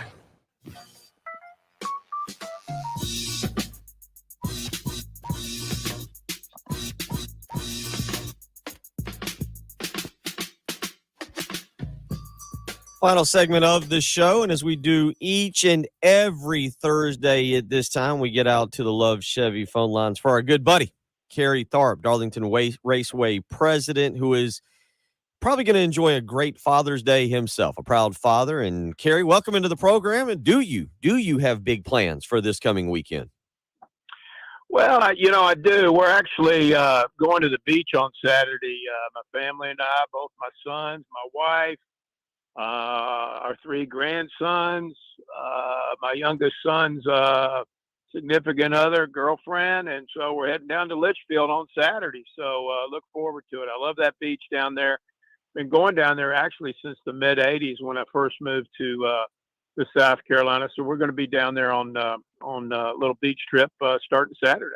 Okay, no race this weekend, so we allow you to have a vacation and actually relax. So in the family, are you the guy who mans the grill? Are you the official chef of the Tharp family? I really am. Although my youngest son says sometimes I get to talking and entertaining people, and sometimes I kind of disregard what's going on the grill. So as long as my attention is focused on what I need to be doing, then I'm in good shape. But if I start entertaining, make sure everybody's got a good beverage and everything, then, we could be in for a long night. Let's just real quick then before we get into your grilling habits. Patrick got into a little bit of Sonoma last week. Daniel Suarez becomes the first Mexican-born driver to win a NASCAR Cup Series race. Pretty solid. That's a pretty cool little thing for him to take home there, and kind of shows where NASCAR is going, right? Without doubt, Bill. I mean, I've known Daniel for several years. When he won the Xfinity Series here a few years ago, I was actually down in South Florida the night he won it, and we had a little get together there, and that was very, very exciting. He's a interesting guy. You know, he obviously born in Mexico. Was a very successful driver in Mexico. Coming up, and then he came over to NASCAR, and you know, he had some bumps in the road along the way. He ran in the lower series. He got a big shot there to drive for Joe Gibbs Racing. It didn't quite work out. Then he went over to Stewart Haas Racing. That didn't quite work out either. And so, you know, he's had to pay his dues. But then he got picked up by Trackhouse Racing and Justin Marks, and he's run pretty well all year, and that race team already now has 3 wins between him and Ross Chastain. And so him getting that win the other day at Sonoma was huge, not only for him personally and for his career, but for the entire sport. He's got a huge fan base of Hispanic followers. They were out in full force at Sonoma, and so I think this was a big deal for the sport for him to get a win. Yeah, I told Kerry off there. I became a fan of his watching that, and you mentioned his fan base. He had a little segment talking about Daniel's Amigos, where they meet up before races and make a ton of just delicious looking food. I've found him to be really, really likable. And as far as Sonoma, I was pretty intrigued by it. Have you been out to that race before? Yes, I was out there several years ago. It's an interesting track. It's obviously a road course. It's out in wine country.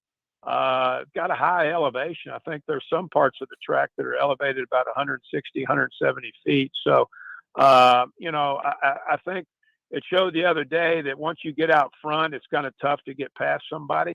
And certainly Suarez, I thought, had the car to beat, but it's really a scenic racetrack located in a very, very beautiful part of the United States. When you're at a road course race like that, obviously at Darlington, I mean, I watch it from the infield, but you can see, because it's just a circle track, you can look around, you can follow the race pretty much the whole way. There might be a couple blind spots if someone's in your way, but what is different about the road courses? Are you basically blind for a couple seconds or minutes just waiting for them to come back around? Well, you really kind of are. There are definitely viewing areas on several of the turns. I think that course has maybe got 13 or 14 turns, if I'm not mistaken. So, you know, you're not going to maybe see the whole course. They do have a lot of big screens out there that you're able to follow by. But yeah, it's a much different dynamic than, say, following the event at Darlington, where you can pretty much see their whole track from the grandstand. Sometimes you have a few blind spots on the backstretch there, but yeah, watching a road course, whether it be at Sonoma or at Watkins Glen, those are the two that I've been to. I haven't been to Circuit of the Americas, but it's a different experience. It's a lot more like a festival, to be honest with you, than some of the other NASCAR events that you have, and so. You know, you combine that with 17 or 18 turns, it's quite the event. He's Kerry Tharp, joins us every Thursday. We'll lay off the NASCAR talk. You put the tweet out last night, just less than 80 days until the Cookout Southern 500, and it'll be the opening race of the Cup Series playoffs in Darlington at Too Tough to Tame. So we'll give you a break on that because it's Father's Day weekend. But the question we'll ask you, since you are the Tharp Family Grill Master, what is on the grill this weekend for Kerry Tharp? What will be the delicious dish you serve the rest of the family, since, you know, Father's Day is where fathers grill? Well, listen, we're going to be down at the beach. We got to go seafood mode. We got to have probably some fish up there on the grill. We got to have some shrimp, maybe some steamed oysters, corn on the cob. You know, we're going to load up that grill probably on Sunday, and you know, big KT better come through. I better have my game on. I better be focused. I've got a lot of mouths to feed, and so I got to be focused on Sunday and take care of the task at hand. If it's anything like the content you provide us each and every week, you will do an excellent job. We appreciate you contributing, buddy. Hope you have a great vacation there. Hope the family treats you well, and hope you have a great Father's Day. Okay, sounds good. Thank you, guys. Great talking with you. Kerry Tharp, president of Darlington Raceway. And he put out the tweet last night. Less than 80 days until the Cookout Southern 500. So we will start to count down as the NASCAR boys get back to work. They're off this weekend. Back to work next week. We'll talk more barbecuing tomorrow morning, Patrick. Best barbecue places, recipes, and we will get an answer to our smoker question tomorrow, plus other stuff. Some questions can't be answered, Bill. We'll give it our best. Harass Heath later today. Gamecocks, Braves, the NFL with live local radio. 107.5 The Game, WNKT FM, Eastover, Columbia, a Cumulus media station. You do not. Right. Yeah, happy Friday Eve. That's right. It's basically the start of the weekend because make it a 4-day weekend. All right, everybody. Yep. Take care. We'll We will see you tomorrow. We're out.